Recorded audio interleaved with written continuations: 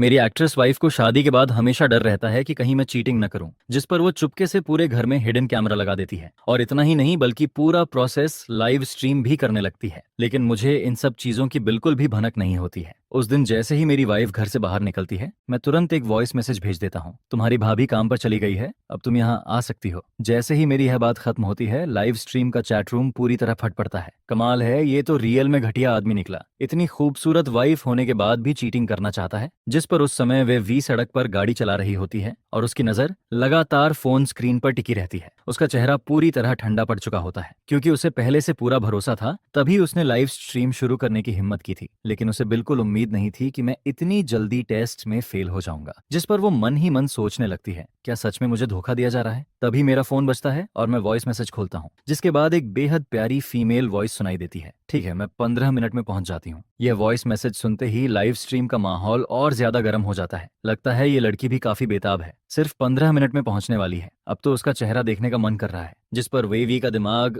पूरी तरह गर्म हो चुका होता है। वो बस तुरंत घर लौटकर उस दूसरी लड़की को खत्म कर देना चाहती है। यह देखकर प्रोग्राम डायरेक्टर उसे शांत करने की कोशिश करता है। ऐसा जरूरी नहीं है जैसा तुम सोच रही हो, पहले शांत हो जाओ। लेकिन वेवी बिना कुछ बोले लगातार लाइव स्ट्रीम की स्क्रीन को घूरती रहती है। वहीं फैंस भी उसके ठंडे चेहरे को देखकर लगातार उसे कंसोल करने वाले कमेंट्स भेजते रहते हैं। लेकिन वेवी जैसे उन कमेंट्स को देख ही नहीं रही होती। उसकी नजर बस स्क्रीन में दिख रहे मुझ पर टिकी रहती है। उसे अब तक यकीन नहीं हो रहा होता कि मेरी हिम्मत इतनी बड़ी हो सकती है कि मैं किसी और लड़की को सीधे घर बुला लूं, और वो भी बिना इस डर के कि कहीं वो अचानक घर वापस ना आ जाए। तभी स्क्रीन में मैं अचानक फोन उठाकर वेवी को कॉल करता हूँ, जिस पर वेवी चेहरे पर गुस्सा होने के बावजूद अपनी आवाज नॉर्मल रखने की कोशिश करती है। हाँ जान, क्या हुआ? मैं आराम से कहता हूँ, कुछ नहीं, बस ये कंफर्म करना था कि तुम ऑफिस सही सलामत पहुंच गई या नहीं। मेरी यह बात सुनते ही वेवी का चेहरा और ज्यादा ठंडा पड़ जाता है। अगर पहले वाली बात होती तो शायद वो इमोशनल हो जाती, लेकिन अब उसे साफ समझ आ रहा होता है कि मैं उसकी चिंता नहीं कर रहा, बल्कि यह चेक कर रहा हूँ कि कहीं वो अचानक घर वापस तो नहीं आ रही। जिस पर वे भी बड़ी मुश्किल से अपने इमोशंस दबाकर कहती है, मैं ऑफिस पहुंच गई हूँ, अब मीटिंग के लिए जाना है, बाद में बात करती हूँ। मैं मुस्कुराकर जवाब देता हूँ, ठीक है, सेफली पहुंच गई यही काफी है। वैसे डिनर मैंने बाहर से ऑर्डर कर दिया है, सब तुम्हारी पसंद का है। लेकिन बात खत्म होने से पहले ही कॉल कट जाता है, जिस पर लाइव स्ट्रीम का कमेंट सेक्शन फिर से भर जाता है। वाह, इसे देखकर ही समझ आ रहा है कि ये कितना एक्सपीरियंस्ड प्लेयर है। ये कॉल साफ तौर पर सिर्फ ये जानने के लिए था कि वेवी घर वापस तो नहीं आने वाली। अगले ही पल वेवी गुस्से में स्टूडियो का दरवाजा जोर से खोलकर अंदर आती है और सीधे चेयर पर बैठ जाती है। जिस पर उसकी असिस्टेंट ली लीनी धीरे से कहती है, हेलो सिस्टर वी। वहीं टेक्निकल रूम में मौजूद असिस्टेंट उसके चेहरे का एक्सप्रेशन देखकर पूछती है, सिस्टर वी पहले काम डाउन हो जाइए, क्या वो हमेशा आपको ऐसे ही कॉल करता है? जिस पर वे वी दांत पीसते हुए कहती हैं, हर महीने कम से कम कई बार ऐसे कॉल्स आते हैं। यह सुनकर असिस्टेंट पूरी तरह शॉक्ड रह जाती है। वहीं बगल में खड़ा डायरेक्टर भी हक्का बक्का रह जाता है। क्या उसके पास 6 किडनीज हैं क्या? जिसके बाद पूरा लाइव स्ट्रीम फिर से एक्सप्लोड हो जाता है और कमेंट्स में लोग मुझे जमकर गालियां देने लगते हैं। हालांकि मुझे इन सब चीजों की बिल्कुल खबर नहीं होती। उस समय मैं बस पानी उबालकर सोफा पर बैठा फोन चला रहा होता हूँ। कुछ देर बाद डोरबेल बजती है। डोरबेल की आवाज सुनते ही लाइव स्ट्रीम का माहौल एकदम टेंस हो जाता है। वहीं टेक्निकल रूम में वे वी भी अपने हाथ कसकर पकड़ लेती है और उसकी नजर लगातार स्क्रीन पर जमी रहती है। जिस पर मैं मुस्कुराते हुए दरवाजा खोलता हूँ और नीचे एक पेयर स्लीपर्स रख देता हूँ। तभी एक लंबी खूबसूरत लड़की अंदर आती है। वो झुककर स्लीपर्स बदलती है और उसका वह अंदाज उसे और भी ज्यादा अट्रैक्टिव बना देता है। इसके बाद वो मेरे साथ सोफा पर बैठ जाती है। जैसे ही लाइव स्ट्रीम में लोगों को उस लड़की का चेहरा साफ दिखाई देता है, चैट रूम फिर से कमेंट से भर जाता है। वहीं टेक्निकल रूम में बैठी वेवी यह सब देखकर तुरंत उस वॉइस मैसेज वाली बात याद करने लगती है। अब उसे पूरी तरह यकीन हो चुका होता है कि मैं उसे धोखा दे रहा हूँ। उस समय वेवी बस तुरंत घर जाकर मुझसे जवाब मांगना चाहती है, जिस पर डायरेक्टर फिर से उसे समझाता है, इतनी जल्दी फैसला मत लो, पहले पूरा मामला देख लेते हैं। लेकिन वेवी बिना कुछ बोले लगातार स्क्रीन को घूरती रहती है। तभी स्क्रीन में बैठी लड़की इम्पेशेंट होकर मेरी तरफ देखती है और कहती है, हर बार हमें ऐसे छुपकर मिलना पड़ता है, आखिर कब मैं ओपनली तुमसे मिलने आ पाऊंगी? मैं धीरे से जवाब देता हूँ, बस 1 महीना और, उसके बाद तुम आराम से यहाँ आ सकोगी। तब मैं विवी को सब सच बता दूंगा और हमें ऐसे छुपने की जरूरत नहीं पड़ेगी। लेकिन मेरी यह बात सुनते ही लाइव स्ट्रीम के फैंस उसका बिल्कुल अलग मतलब निकाल लेते हैं। ओह, तो ये वेवी को डिवोर्स देने वाला है, बेचारी वेवी। जिस पर वेवी रोते हुए गुस्से में मुझे गालियां देने लगती है। बगल में डायरेक्टर उसे टिश्यू देते हुए कहता है, अगर वो सच में तुम्हें छोड़ना चाहता है तो सबसे पहले प्रॉपर्टी डिवीजन के बारे में सोचो। वहीं असिस्टेंट भी तुरंत कहती है, हाँ सिस्टर वी, आपको अपने बारे में भी सोचना चाहिए। लेकिन वीवी किसी की बात नहीं सुनती। वो बस आंसू पोंछते हुए लगातार स्क्रीन को देखती रहती है। उधर कमरे में बैठी जियांग यूई मेरी बात सुनकर थोड़ा शॉक्ड हो जाती है। जियांग यूई मुझे 5 साल पहले से जानती है, जब उसकी मुलाकात उसके ग्रैंडफादर के जरिए मुझसे हुई थी। उसे सिर्फ इतना पता था कि उसके ग्रैंडफादर मेरी बहुत रिस्पेक्ट करते हैं। एक बार उसने उनसे पूछा भी था कि वो मेरी इतनी इज्जत क्यों करते हैं, लेकिन उसके ग्रैंडफादर ने ज्यादा कुछ नहीं बताया। उन्होंने सिर्फ इतना कहा था कि मैं एक बेहद एक्स्ट्रा ऑर्डिनरी इंसान हूँ। जिस पर जियांग यू हैरानी से पूछती है,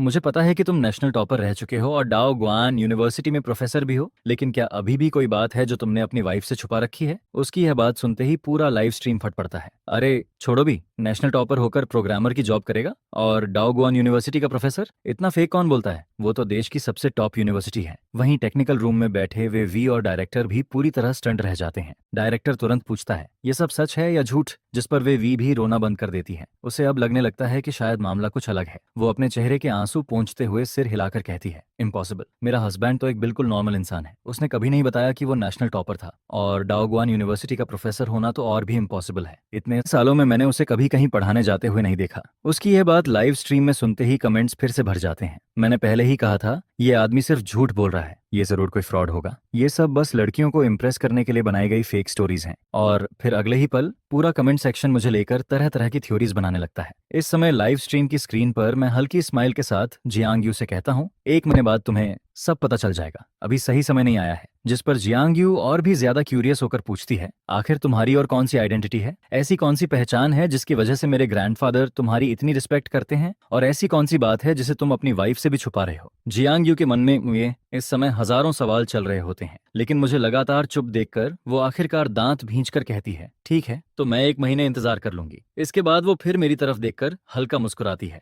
वैसे सोचो, अगर तुम्हारी वाइफ को पता चले कि तुम नेशनल टॉपर रह चुके हो और डाओ गुआन यूनिवर्सिटी के प्रोफेसर भी हो, तब वो कितना शॉक्ड हो जाएगी। यह सुनकर मैं मुस्कुराते हुए जवाब देता हूँ, वो सब तो बस नॉर्मल बातें हैं। मेरी असली आइडेंटिटी के सामने टॉपर या प्रोफेसर जैसी चीजें मेंशन करने लायक भी नहीं है। मेरी यह बात सुनते ही लाइव स्ट्रीम के फैंस के मन में भी शक पैदा होने लगता है, जिस पर कई लोग तुरंत इंटरनेट पर सर्च करना शुरू कर देते हैं। वहीं टेक्निकल रूम में बैठा डायरेक्टर भी तुरंत मेरे बारे में जानकारी निकालने लगता है। करीब 3 मिनट बाद डायरेक्टर कंप्यूटर स्क्रीन को घूरते हुए जोर से बोल पड़ता है, ये सच है, ये सच में 2018 का नेशनल टॉपर है। इसके बाद तुरंत मेरी डिटेल्स लाइव स्ट्रीम में शेयर कर दी जाती हैं, जिस पर फैंस पूरी तरह शॉक्ड रह जाते हैं। ओह माय गॉड, ये सच में नेशनल टॉपर है। यार ये तो बहुत क्रेजी हो गया। मैंने भी अभी चेक किया, ये बात पूरी तरह सही है। वहीं बगल में खड़ी वे वी भी यह सब देखकर हिल जाती है। वो ब्लैंक एक्सप्रेशन के साथ स्क्रीन पर दिख रही इन्फॉर्मेशन को देखती रहती है। उसे अब एहसास होता है कि मैं सच में नेशनल टॉपर था। इसके बाद डायरेक्टर मेरी और डिटेल्स सर्च करने लगता है और उसे 2018 का एक इंटरव्यू वीडियो मिल जाता है। उस वीडियो में रिपोर्टर मुझसे पूछता है, नेशनल टॉपर बनने के बाद आपको कैसा फील हो रहा है? जिस पर मैं बिल्कुल काम होकर जवाब देता हूँ, ये तो पहले से एक्सपेक्टेड था। मैं हमेशा से टॉपर रहा हूँ। चाइनीज सब्जेक्ट छोड़कर बाकी सभी सब्जेक्ट्स में मेरे फुल मार्क्स आए थे। ये इंटरव्यू देखते ही लाइव स्ट्रीम का माहौल फिर से एक्सप्लोड हो जाता है। वहीं टेक्निकल रूम में बैठी वेवी पूरी तरह स्टंडन रह जाती है। वो लगातार मेरी प्रोफाइल और इंटरव्यू को देखती रहती है। अब वो चाहकर भी इस सच को झुठला नहीं सकती थी। जिस पर बगल में खड़ा डायरेक्टर किसी क्यूरियस बच्चे की तरह उससे पूछता है, वी क्या उसने कभी तुम्हें ये सब नहीं बताया? वेवी थोड़ा सोचने लगती है, लेकिन उसके दिमाग में ऐसी किसी बात की कोई याद नहीं आती। फिर वो पूरा कॉन्फिडेंस के साथ कहती है, नहीं, उसने कभी एक बार भी इसका जिक्र नहीं किया। यह सुनते ही टेक्निकल रूम में मौजूद सभी लोग शॉक्ड रह जाते हैं, क्योंकि इतनी बड़ी अचीवमेंट हासिल करने वाला इंसान यूजुअली अपनी गर्लफ्रेंड या वाइफ के सामने थोड़ा बहुत शो ऑफ जरूर करता है। लेकिन मैंने कभी इस बारे में कुछ नहीं कहा था। जिस पर लाइव स्ट्रीम के फैंस भी बातें करने लगते हैं। इतने सालों तक उसने वे वी को यह बात नहीं बताई? क्या ये कोई सेंट है? इसमें जरा भी वेनिटी नहीं है क्या? शायद इंटरव्यू में जो कहा था वही सच है। उसके लिए ये सब पहले से एक्सपेक्टेड था। इसके बाद अचानक फैंस का ध्यान दूसरी बात पर चला जाता है। कोई चेक करो कि ये सच में डाओ गुआन यूनिवर्सिटी का प्रोफेसर है या नहीं। हाँ, जल्दी वेरीफाई करो। मैंने इंटरनेट पर पढ़ा है कि यूनिवर्सिटी प्रोफेसर बनने के लिए एकेडमिक वर्ल्ड में बड़ा कंट्रीब्यूशन होना जरूरी होता है। अगर ये सच में प्रोफेसर है तो ये बहुत बड़ा आदमी है। जिस पर टेक्निकल रूम में डायरेक्टर अचानक बोलता है, मेरा एक दोस्त डाओ गुआन यूनिवर्सिटी में प्रोफेसर है, मैं अभी उसे कॉल करता हूँ। यह सुनते ही लाइव स्ट्रीम के सभी लोग ध्यान से डायरेक्टर को देखने लगते हैं, क्योंकि अब सब जानना चाहते थे कि क्या मैं सच में डाओ गुआन यूनिवर्सिटी का प्रोफेसर हूँ या नहीं। डायरेक्टर तुरंत एक कॉल लगाता है। कुछ सेकंड्स बाद कॉल कनेक्ट हो जाता है। दूसरी तरफ से एक मिडिल एज्ड आदमी की आवाज आती है, अरे डायरेक्टर साहब, आज अचानक मेरी याद कैसे आ गई? जिस पर डायरेक्टर बड़े पॉलिटली कहता है, असल में मुझे आपसे एक छोटी सी मदद चाहिए थी। दूसरी तरफ वाला आदमी हंसते हुए जवाब देता है, बताइए, अगर मेरे बस में होगा तो जरूर मदद करूंगा। डायरेक्टर तुरंत पूछता है, आपकी यूनिवर्सिटी में चूजी नाम का कोई प्रोफेसर है क्या? जिस पर दूसरी तरफ वाला आदमी थोड़ा सोचकर कहता है, नाम थोड़ा फेमिलियर लग रहा है, 1 मिनट चेक करता हूँ। डायरेक्टर जवाब देता है, ठीक है, थैंक्स। इसके बाद फोन के अंदर कीबोर्ड टाइपिंग की आवाज आने लगती है। करीब 2 मिनट से भी कम समय में सामने वाला आदमी बोल पड़ता है, हाँ मिल गया। हमारे यहाँ सच में शुजे नाम का प्रोफेसर है। वो 3 साल पहले प्रोफेसर बना था। फोटो देखकर तो काफी यंग लग रहा है। क्योंकि कॉल स्पीकर पर था इसलिए लाइव स्ट्रीम के सभी लोग यह बात साफ साफ सुन लेते हैं, जिस पर पूरा चैटरूम फिर से एक्सप्लोड हो जाता है। ओह शिट, ये सच में डाओ गुआन यूनिवर्सिटी का प्रोफेसर है। ये तो बहुत ज्यादा इंसेन हो गया। वहीं टेक्निकल रूम में वेवी भी पूरी तरह शॉक्ड रह जाती है। उसे बिल्कुल यकीन नहीं हो रहा होता कि जिससे उसने 5 साल पहले शादी की थी वो असल में डाओ गुआन यूनिवर्सिटी का प्रोफेसर निकला। यह बात उसके लिए किसी सपने जैसी लग रही थी। तभी वेवी डायरेक्टर से कहती है, क्या आप उनसे फोटो मंगवा सकते हैं? कहीं ऐसा तो नहीं सिर्फ सेम नेम हो? 1 मिनट भी नहीं गुजरता कि डायरेक्टर के फोन पर मैसेज नोटिफिकेशन आ जाता है। वो एक प्रोफाइल फोटो होती है और उसमें दिख रहा इंसान मैं ही होता हूँ। अब यह पूरी तरह कंफर्म हो चुका था कि मैं सच में यूनिवर्सिटी प्रोफेसर हूँ, जिस पर सबके मन में एक ही सवाल चल रहा होता है, आखिर ये आदमी है कौन? सिर्फ 28 साल की उम्र में यूनिवर्सिटी प्रोफेसर? यह सुनकर खुद डायरेक्टर भी अंदर तक हिल जाता है। उसे पहले लगा था कि यह शो बस एंटरटेनमेंट के लिए मजेदार होगा, जैसे कि कहीं मेरे पास हिडन मनी है या नहीं, लेकिन उसने कभी नहीं सोचा था कि इस शो में मेरी ऐसी आइडेंटिटी सामने आ जाएगी।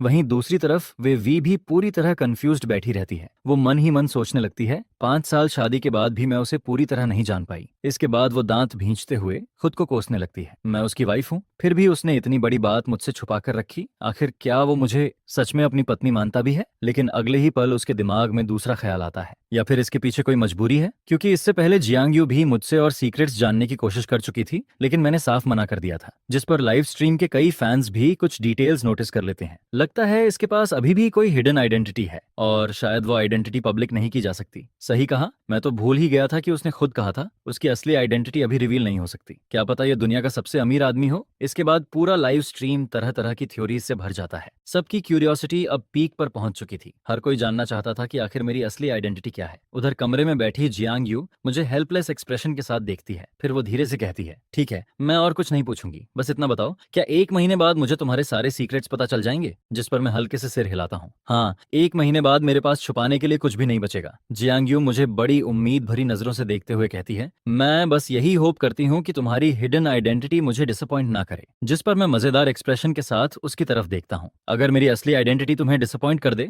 तब क्या करोगी? जियांग यू तुरंत सीरियस चेहरा बनाकर मुझे घूरने लगती है। तब मैं तुम्हारी जोरदार पिटाई करूंगी। हम दोनों की यह बातचीत सुनते ही लाइव स्ट्रीम के फैंस जोर जोर से हंसने लगते हैं। ये लड़की तो कुछ भी बोल देती है। अब तो पूरी दुनिया को पता चल गया कि उसका हस्बैंड गया काम से। वहीं टेक्निकल रूम में बैठी वेवी हमारी बातें सुनकर और ज्यादा ठंडी पड़ जाती है। हालांकि पहले ही साफ हो चुका था कि जियांग यू मेरी लवर नहीं है, लेकिन फिर भी एक लड़का और लड़की का अकेले बैठकर इतनी खुली बातें करना उसे अंदर से चुभ रहा होता है। जिस पर वो मन ही मन सोचती है, बस घर वापस आने दो, फिर बताती हूँ इसे। मैं हल्का हंसते हुए कहता हूँ, ऐसा कब हुआ है कि तुम आई हो और मैंने तुम्हारे लिए कुछ टेस्टी ना बनाया हो? यह सुनते ही जियांग यू सैटिस्फाइड स्माइल देने लगती है। इंग्रेडिएंट्स मैंने पहले ही ऑर्डर कर दिए हैं, अभी थोड़ी देर में आ जाएंगे। असल में जियांग यू हर बार सिर्फ मेरी कुकिंग खाने के लिए ही मेरे पास आती थी। जिस पर लाइव स्ट्रीम में कोई कमेंट करता है, क्या उसका हस्बैंड इतना अच्छा खाना बनाता है? यह सुनकर वे वी दांत पीसने लगती हैं। शादी के बाद से उस कमीने ने सिर्फ एक बार किचन में खाना बनाया था और इतना सॉल्टी बनाया कि जैसे नमक ही खिला रहा हो। उसी दिन के बाद मैंने उसे कभी किचन में घुसने नहीं दिया। वे वी की यह बात सुनते ही पूरा लाइव स्ट्रीम फिर से हंसी से भर जाता है। भाई बिल्कुल मेरी तरह निकला। मैंने भी अपनी वाइफ से शेफ वाली आइडेंटिटी छुपा रखी थी, लेकिन बाद में पकड़ा गया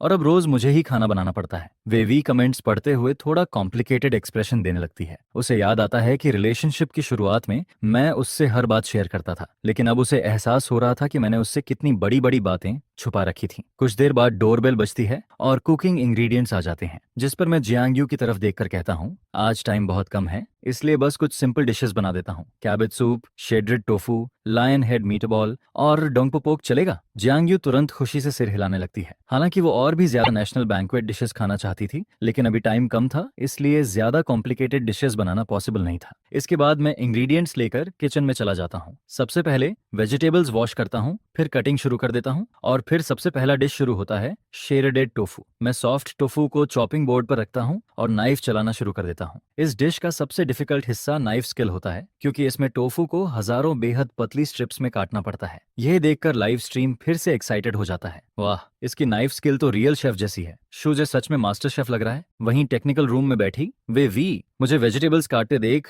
दांत पीसने लगती है। हालांकि वो प्रोफेशनल शेफ नहीं थी, लेकिन इतने साल किचन संभालने के बाद वो सिर्फ नाइफ हैंडलिंग देखकर समझ चुकी थी कि मेरी कुकिंग स्किल बहुत हाई लेवल की है। जिस पर बगल में खड़ी असिस्टेंट हंसते हुए कहती है, तो सिस्टर वी को पहले से पता था कि शुजे कुकिंग कर सकता है? अब इतने साल आपको बेवकूफ बनाने के बाद आप उसे क्या पनिशमेंट देने वाली हैं? यह सुनकर वे वी ठंडे चेहरे से कहती हैं, शो खत्म होने के बाद मैं उससे जिंदगी भर खाना खाना बनवाऊंगी। उसकी यह बात सुनते ही लाइव स्ट्रीम के फैंस फिर हंसने लगते हैं। शू झे गया काम से, बेचारा अभी तक नहीं जानता कि उसका सीक्रेट पकड़ा जा चुका है। उधर मैं किचन में बिजी होकर टोफू कटिंग खत्म करता हूँ और फिर चिकन शेडरिंग शुरू कर देता हूँ। वहीं पीछे खड़ी जियांग यू मुझे ऐसे देख रही होती है जैसे कोई आर्ट परफॉर्मेंस देख रही हो। मैं काम करते करते कहता हूँ, पुराना रूल याद है ना, 10:30 तक खाना बन जाएगा और 11:30 से पहले तुम्हें खाना खत्म करके यहाँ से निकलना होगा, क्योंकि 11:30 पर मेरी वाइफ घर वापस आ जाती है। जिस पर जियांग यू इरिटेटेड होकर जवाब देती है, ठीक है, इतना लेक्चर मत दो। यह सुनकर लाइव स्ट्रीम के फैंस फिर हंसने लगते हैं। ये दोनों ऐसे बिहेव कर रहे हैं जैसे चोरी छिपे मिल रहे हों।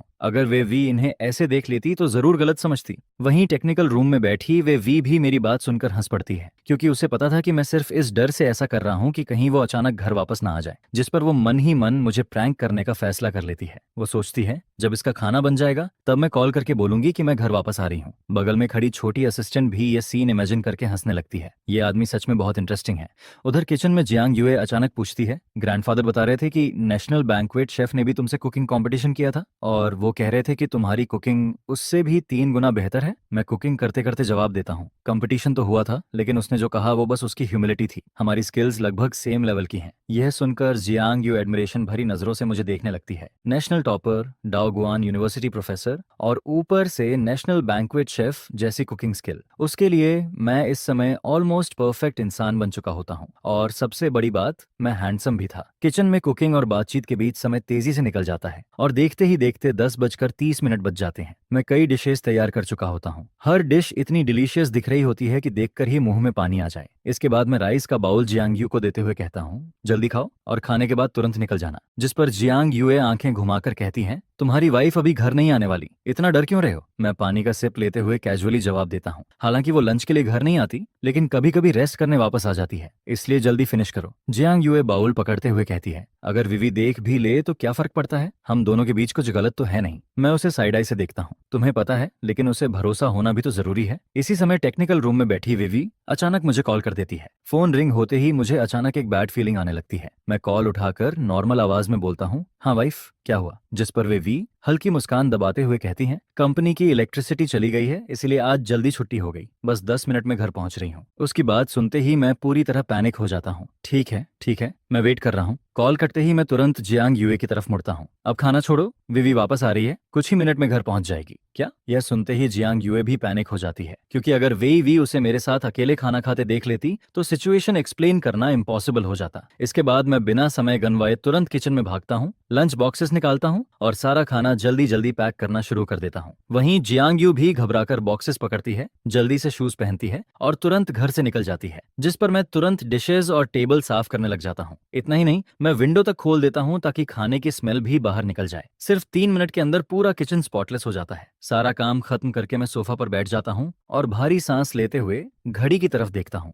फिर राहत की सांस छोड़ते हुए बोलता हूँ, बाल बाल बच गया। यह देखकर लाइव स्ट्रीम के सभी फैंस हंस हंस कर लौटपोट हो जाते हैं। वहीं टेक्निकल रूम में बैठी वे वी भी हंसते हंसते बेहाल हो जाती है। खासकर मुझे पैनिक मोड में देखकर उसे बहुत सेटिस्फैक्शन फील हो रहा होता है, लेकिन उसके मन में अभी भी यही चल रहा होता है कि सिर्फ इतना काफी नहीं है। जिस पर वे वी फिर से अपना फोन उठाती है। अगले ही सेकंड जैसे ही मैं वे वी का कॉल देखता हूँ, मेरे चेहरे पर कंफ्यूजन आ जाता है। क्या हुआ वाइफ? जिस पर वे वी लंबी सांस छोड़ते हुए कहती हैं, हाय हस्बैंड, कंपनी से फिर कॉल आ गया, बॉस ने मुझे तुरंत वापस बुला लिया है, जाना जरूरी है। यह सुनते ही मैं मन ही मन 1000 गालियां देने लगता हूँ, लेकिन बाहर से खुद को काम दिखाते हुए जवाब देता हूँ, ठीक है, मैं समझ गया। मेरी बात सुनकर वे वी बड़ी सेटिस्फाइड स्माइल देने लगती है। कॉल कट होते ही वो खुशी से अपने हाथ हिलाने लगती है। उधर लाइव स्ट्रीम के व्यूअर्स यह सीन देखकर हंस हंस कर पागल हो जाते हैं। बेचारे ने इतनी मेहनत से खाना बनाया और खाने से पहले ही सब खत्म हो गया। ये तो रियल टॉर्चर है। पूरा कमेंट सेक्शन हंसी से भर जाता है। वहीं डायरेक्टर भी देख रहा होता है कि इस समय वे वी का मूड काफी अच्छा हो चुका है। हालांकि मैंने किसी दूसरी लड़की को घर बुलाया था,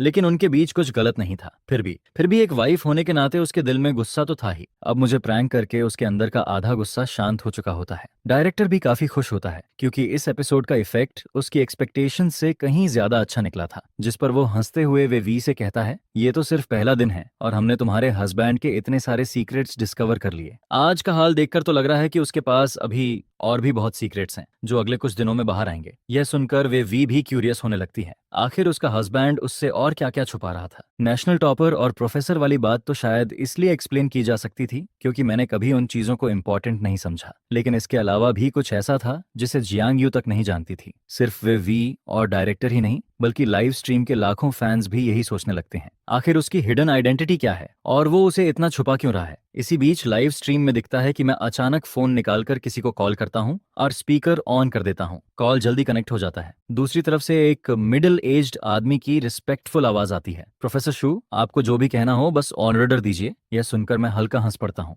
आप खुद एक चेयरमैन हैं, मैं आपको ऑन ऑर्डर कैसे दे सकता हूँ। लेकिन सामने वाला आदमी तुरंत रिस्पेक्टफुल टोन में जवाब देता है, ऐसा मत कहिए प्रोफेसर शू, कंपनी आज जहां तक पहुंची है वो सब आपकी हेल्प की वजह से ही पॉसिबल हुआ है। इसके बाद वो आदमी क्यूरियस होकर पूछता है, वैसे आप इतने रिच हैं फिर भी आपने अपनी वाइफ को ये सब क्यों नहीं बताया। जिस पर मैं सीधे जवाब नहीं देता बल्कि मुस्कुराकर कहता हूँ, 1 महीने बाद मैं खुद अपनी वाइफ को सब बता दूंगा, उसके बाद हमें ऐसे छुपकर बातें करने की जरूरत नहीं पड़ेगी। मेरी बात सुनकर सामने वाला आदमी हंसते हुए कहता है, अगर आपकी वाइफ को पता चल गया कि आपके पास कितना पैसा है तो वो शौक से बेहोश हो जाएगी। इसके बाद हम दोनों थोड़ी देर कैजुअली बातें करते हैं और फिर कॉल खत्म हो जाता है। लेकिन लाइव स्ट्रीम का माहौल एक बार फिर एक्सप्लोड हो जाता है। ओह शिट, लगता है शूजे की हिडन आइडेंटिटी रिवील होने वाली है। अभी फोन पर जो आदमी था वो किसी कंपनी का चेयरमैन था और वो शूजे से इतनी रिस्पेक्ट के साथ बात कर रहा था। मतलब जूजे बहुत ज्यादा रिच है, लेकिन अगर वो इतना रिच है तो अपनी वाइफ से छुपा क्यों रहा है। वहीं टेक्निकल रूम में डायरेक्टर भी स्टंट बैठा रह जाता है। उसे लगा था कि शुरुआत के बाद शायद शो उतना इंटरेस्टिंग नहीं रहेगा, लेकिन अचानक फिर एक बड़ा बॉम्ब फूट चुका था,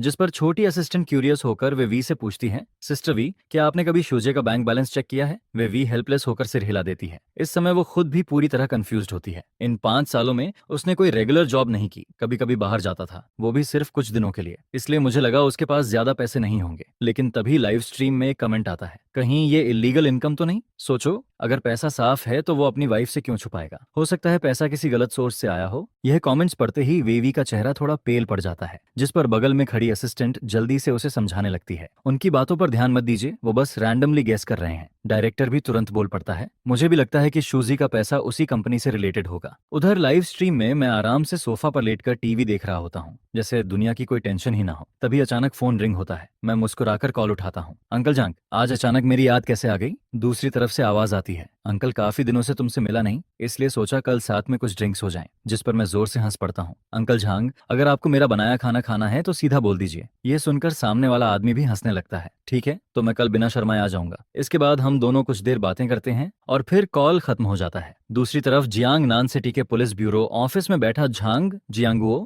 हल्की स्माइल के साथ टीवी पर चल रहा show discovering the other half देख रहा होता है, जिस पर लाइव स्ट्रीम के फैंस फिर कमेंट्स करने लगते हैं, क्या ये अंकल झांग भी शूजे की किसी हिडन आइडेंटिटी से जुड़ा हुआ है। कहीं ये आदमी फिर कोई बड़ा सीक्रेट रिवील न कर दे। ये कमेंट्स देखकर वे वी थोड़ा सोचने लगती हैं। फिर वो धीरे से कहती हैं, मैंने कभी किसी अंकल झांग के बारे में नहीं सुना। यह सुनकर साइड में खड़ी असिस्टेंट थोड़ा स्पीलेस हो जाती है। आप आखिर शूजे के कितने दोस्तों को जानती हैं। वे वी थोड़ा सोचती है और जवाब देती है, मैंने उसके कुछ क्लासमेट्स से मुलाकात की थी। 2 साल पहले उसकी क्लास रियूनियन पार्टी में करीब 20 लोगों से मिली थी, लेकिन अब मुझे उनके चेहरे भी ठीक से याद नहीं। असिस्टेंट तुरंत माथा पकड़ लेती है, तो उसके क्लोज फ्रेंड्स में से आप कितनों को जानती हैं। वेवी कुछ सेकंड्स चुप रहती है, फिर धीरे से बोलती है, सिर्फ एक, लेकिन वो अभी अब्रॉड में रहता है। ये कहते ही उसका चेहरा विजिबल कोल्ड पड़ जाता है, क्योंकि उसे एहसास होता है कि जियांग यू और अभी फोन करने वाला अंकल झांग दोनों ही लोग उसके लिए पूरी तरह स्ट्रेंजर्स थे, लेकिन वो लोग मुझसे काफी क्लोज थे। इसी समय लाइव स्ट्रीम में फिर कमेंट आता है, वीवी, तुम सच में बहुत पिटिफुल हो। तुम्हारे हस्बैंड ने तुमसे सब कुछ छुपाया हुआ है, उसकी आइडेंटिटी, उसका पास्ट और यहाँ तक कि उसके कॉन्टैक्ट्स भी। तुम्हें कुछ नहीं पता। ये कमेंट्स पढ़ते हुए वे वी के अंदर अचानक सैडनेस आने लगती है। वो मन ही मन सोचती है,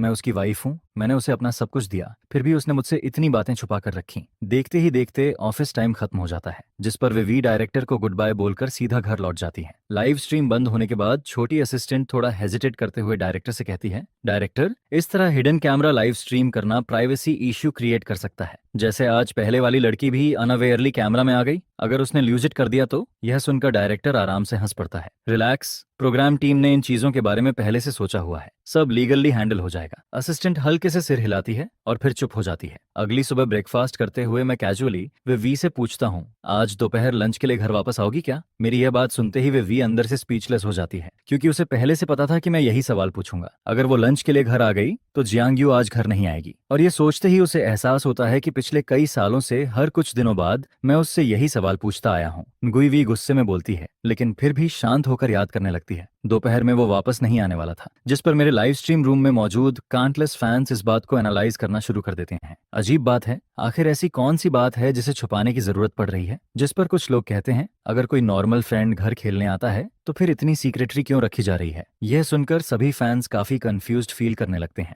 वहीं लाइव स्ट्रीम के फ्रेम में मैं फोन पर बात करता हुआ दिखता हूँ। अंकल जांग, आप कितने बजे तक पहुंचेंगे? जिस पर दूसरी तरफ से आवाज आती है, लगभग 10 बजे तक। फिर वो आगे कहते हैं, थोड़ा काम बाकी है, मैनेज हो जाएगा ना? जिसके जवाब में मैं बोलता हूँ, कोई जल्दी नहीं है। कुछ बातें करने के बाद मैं किचन में जाकर खाना बनाने की तैयारी करने लगता हूँ। फिर समय धीरे धीरे 9:30 तक पहुंच जाता है और झांग जियांगो अपना काम खत्म करके ड्राइवर को निकलने के लिए कह देता है। दरअसल कल अपने हायर अप्स से आदेश मिलने के बाद उसने तुरंत finding the other half program की इन्वेस्टिगेशन की थी, जिस पर उसे पता चलता है कि यह पूरी तरह नया शो है। इसके साथ ही एशुजे की मिस्ट्री बढ़ाने के लिए हायर अप्स ने खास तौर पर उसे लाइव स्ट्रीम पर मिलने भेजा था, जिस पर डायरेक्टर को शक होने लगता है कि शायद ऊपर वाले लोग एंटरटेनमेंट के जरिए शुजे की आइडेंटिटी पब्लिक करना चाहते हैं, ताकि ज्यादा से ज्यादा लोग उस पर ध्यान दें। लेकिन फिर वो सोचने लगता है, उन्हें इस प्रोग्राम के बारे में पता कैसे चला और ये लोग शुजे की इतनी इन्वेस्टिगेशन क्यों कर रहे हैं? सबसे अजीब बात यह थी कि शुजे को खुद नहीं पता था कि उसका पूरा प्रोसेस लाइव स्ट्रीम हो रहा है, जिस पर डायरेक्टर के मन में एक और सवाल आता है, क्या हायर अप्स सीक्रेटली शुजे की प्रोटेक्शन कर रहे हैं? लेकिन अगले ही पल उसे यह बात थोड़ी अनरियलिस्टिक लगने लगती है। कुछ देर बाद झांग जियांगो वहां पहुंचता है। नीचे खड़ी ब्लैक रिले वैन को देखकर वो जल्दी से ऊपर चला जाता है, जिसके थोड़ी देर बाद ही वो लाइव स्ट्रीम फ्रेम में दिखाई देने लगता है। वो हंसते हुए कहता है,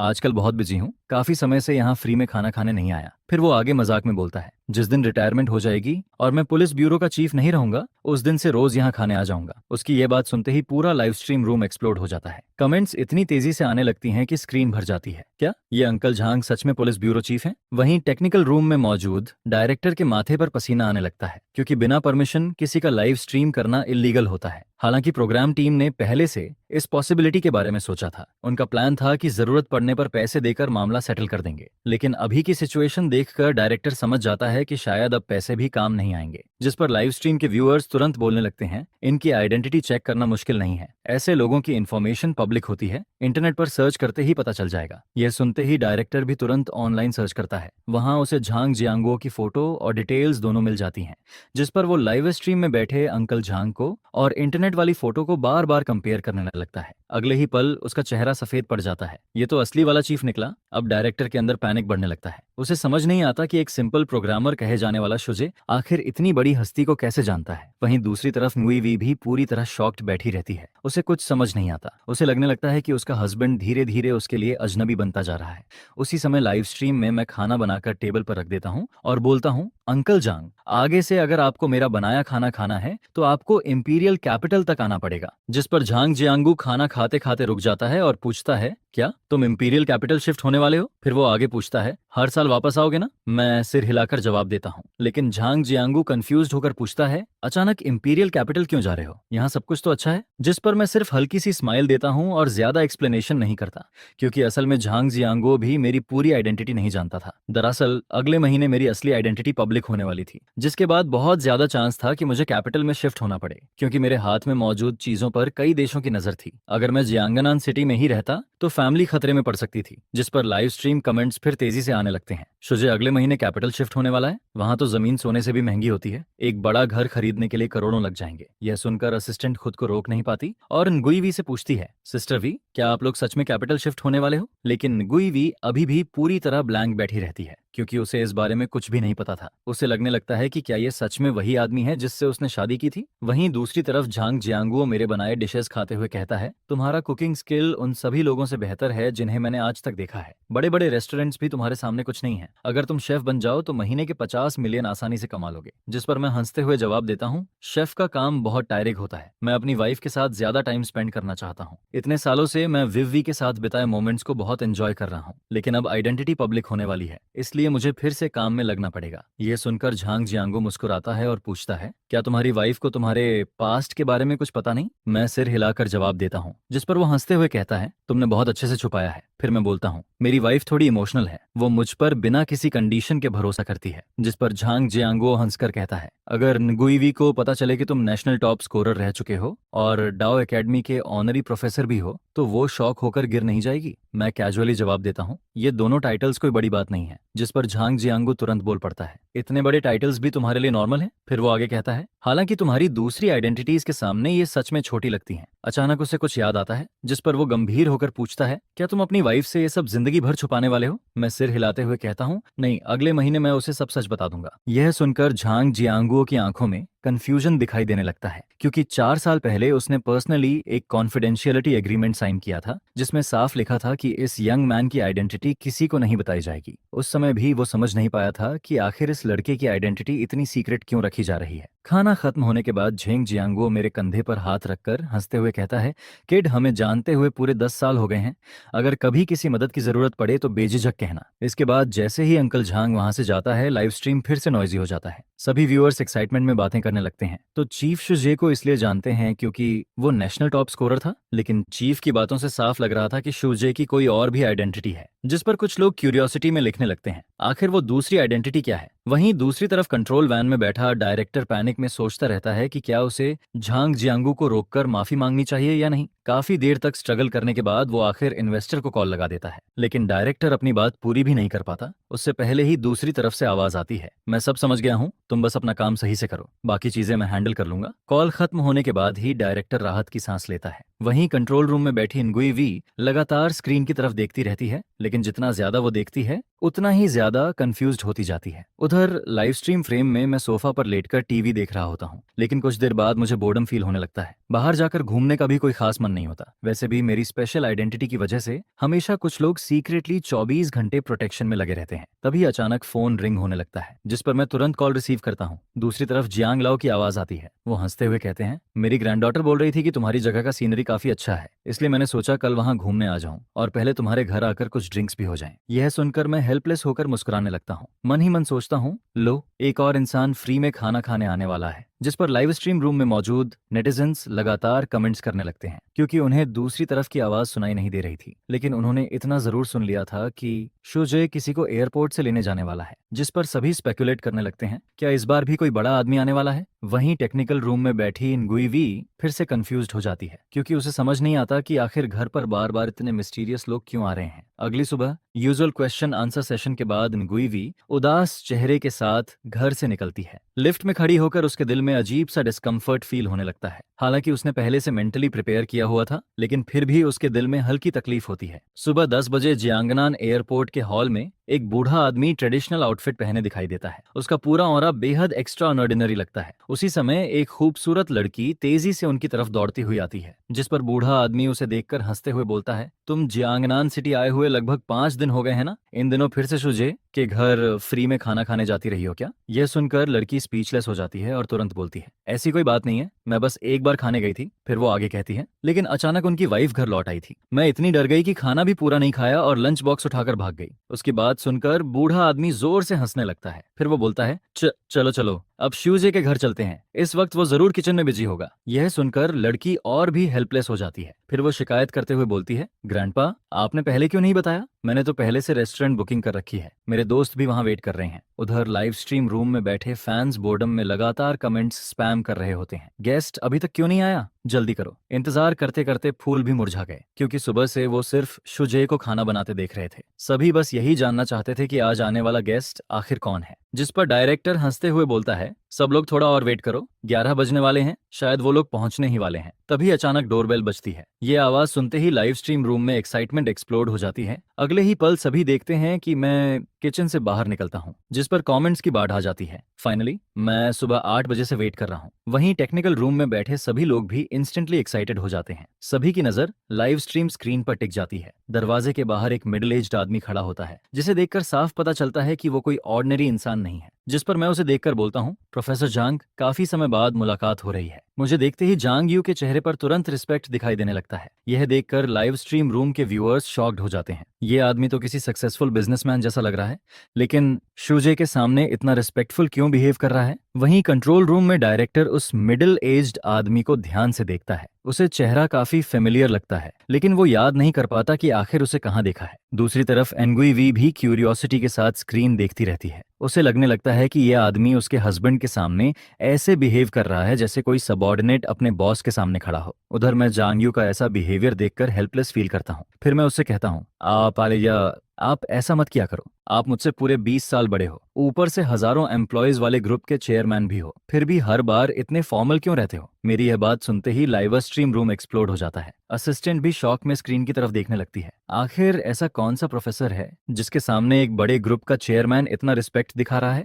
वहीं इन गुईवी के दिल में भी जोरदार हलचल मच जाती है। उसे पहले से पता था कि उसका हस्बैंड मिस्टीरियस है, लेकिन अपनी आंखों से एक चेयरमैन को शूजे के सामने इतना हम्बल होते देखकर उसका दिल बुरी तरह हिल जाता है। उधर लाइव स्ट्रीम फ्रेम में झांग यू का एक्सप्रेशन अभी भी बेहद रिस्पेक्टफुल रहता है। उसकी नजरों में शुजे के लिए डीप एडमिरेशन साफ दिखाई देता है, क्योंकि उसके दिल में शुजे सिर्फ एडमिरेशन का पात्र नहीं था, बल्कि उसके पूरे फैमिली का सेवियर था। 4 साल पहले उसकी बेटी को कैंसर हो गया था। डॉक्टर्स ने साफ कह दिया था कि वो 1 साल से ज्यादा सर्वाइव नहीं कर पाएगी। एक फादर होने के बावजूद वो अपनी बेटी को सफरिंग में देखकर कुछ नहीं कर पा रहा था। उस समय वो पूरी तरह टूट चुका था, लेकिन तभी उसे एक न्यूज सुनने को मिली जिसने उसके अंदर उम्मीद जगा दी। उसे पता चला कि एक मेडिकल एक्सपेरिमेंट चल रहा है जिसमें 100 कैंसर पेशेंट्स पर नई मेडिसिन टेस्ट की जा रही है, जिस पर वो तुरंत अपनी बेटी को उस एक्सपेरिमेंट में शामिल करवा देता है। फिर ट्रीटमेंट शुरू होने के बाद एक मिरेकल होता है। उसकी बेटी की हालत तेजी से इंप्रूव होने लगती है। सिर्फ आधे महीने के अंदर उसके शरीर से कैंसर सेल्स पूरी तरह खत्म हो जाते हैं। इसके बाद ही उसे पता चलता है कि कैंसर को कन्वर्ट करने वाला इंसान शुजे था, और मास प्रोडक्शन वाली कैंसर मेडिसिन भी उसी की कंपनी में बनाई जा रही थी। उसी दिन से जांग यू मेरे कांटेक्ट में रहने लगता है। फिर वो मेरी तरफ गंभीर नजरों से देखकर कहता है, प्रोफेसर शू, मेरी बेटी की जान बचाने के लिए आपका धन्यवाद। जिस पर मैं हेल्पलेस होकर जवाब देता हूँ, हर बार मिलने पर आप मुझे थैंक्स क्यों बोलते हो? लेकिन झांग यू गंभीर आवाज में कहता है, अगर उस वक्त आपने कैंसर कंकूर नहीं किया होता तो मेरी बेटी 3 साल पहले ही मर चुकी होती। आपने मेरी बेटी को बचाया है। आप हमारे पूरे परिवार के बेनिफैक्टर हो। उसकी यह बात सुनते ही लाइव स्ट्रीम रूम में हड़कंप मच जाता है। क्या कैंसर क्योर? ये सच है या फेक? फैंस को यकीन ही नहीं होता, क्योंकि उन्हें याद आता है कि 4 साल पहले पूरी दुनिया में एक शॉकिंग न्यूज फैली थी। कैंसर को पूरी तरह कन्वर्ट कर लिया गया है, और सबसे शॉकिंग बात यह थी कि यह क्योर हर तरह के कैंसर पर काम करता था। जब यह खबर सामने आई थी तब पूरी दुनिया हिल गई थी। खासकर हुआशिया के लोग बेहद प्राउड फील कर रहे थे, क्योंकि कैंसर क्योर डिस्कवर करने वाला इंसान हुआशिया का था। लेकिन उस समय सबसे बड़ी मिस्ट्री यही थी कि आखिर वो जीनियस साइंटिस्ट कौन था। उसकी आइडेंटिटी कभी पब्लिक नहीं की गई थी, और अब अचानक उनसे कहा जा रहा था कि वो इंसान शूजे है, जिस पर किसी को यकीन नहीं हो रहा था। वहीं गुईवी पूरी तरह स्टंट बैठी रहती है। उसके दिमाग में सिर्फ एक ही सवाल घूम रहा था, क्या मेरे हस्बैंड ने सच में कैंसर क्योर बनाया है? उसे समझ नहीं आता कि उसे इस बारे में कुछ भी क्यों नहीं पता था।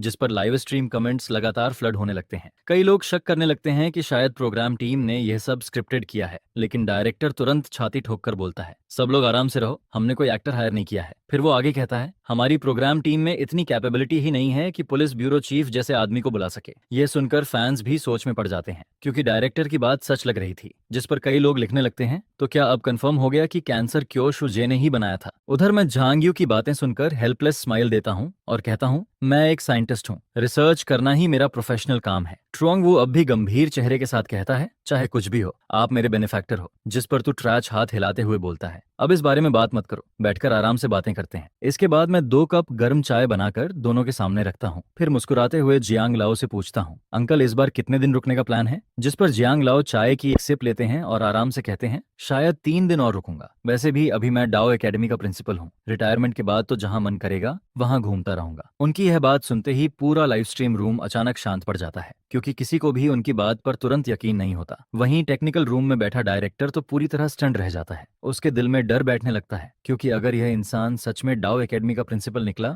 तो उसका करियर खत्म हो सकता था। बिना परमिशन इतने बड़े आदमी को लाइव स्ट्रीम करना कोई छोटी बात नहीं थी। जिस पर अगले ही पल डायरेक्टर तेजी से कंप्यूटर की तरफ भागता है और तुरंत सर्च करना शुरू कर देता है। सिर्फ डायरेक्टर ही नहीं, काउंटलेस फैंस भी इंटरनेट पर इंफॉर्मेशन ढूंढने लगते हैं, क्योंकि यह सारी डिटेल्स पब्लिक थी इसलिए ज्यादा मुश्किल नहीं होती। आधे मिनट के अंदर ही सभी लोग रिजल्ट देखकर कांप उठते हैं, क्योंकि यह बूढ़ा आदमी सच में डाओ एकेडमी का प्रिंसिपल था। यह देखकर असिस्टेंट भी पूरी तरह शॉक्ड रह जाती है। उसने कभी इमेजिन भी नहीं किया था कि वो अपनी जिंदगी में इतने बड़े आदमी का लाइव स्ट्रीम देख पाएगी। वहीं nguyi भी इंस्टिंक्टिवली अपना मुंह ढक लेती है, क्योंकि उसे यकीन नहीं होता कि डाओ एकेडमी जैसा बड़ा प्रिंसिपल उसके हस्बैंड के साथ इतने कैजुअली बातें कर रहा है। लेकिन डायरेक्टर की हालत बाकी लोगों से भी ज्यादा खराब हो चुकी थी, क्योंकि पहले ही अंकल जांग उसे डराने के लिए काफी थे और अब यह प्रिंसिपल वाला मामला सामने आ गया था, जिस पर डायरेक्टर कांपते हुए तुरंत इन्वेस्टर को फोन करता है। उसकी आवाज डर से लड़खड़ाने लगती है, लेकिन वो अपनी बात पूरी करता उससे पहले ही दूसरी तरफ से आवाज आती है, मुझे सब पता है, लाइव स्ट्रीम कंटिन्यू रखो। यह सुनकर डायरेक्टर राहत की सांस लेता है, लेकिन फिर भी डरते हुए पूछता है,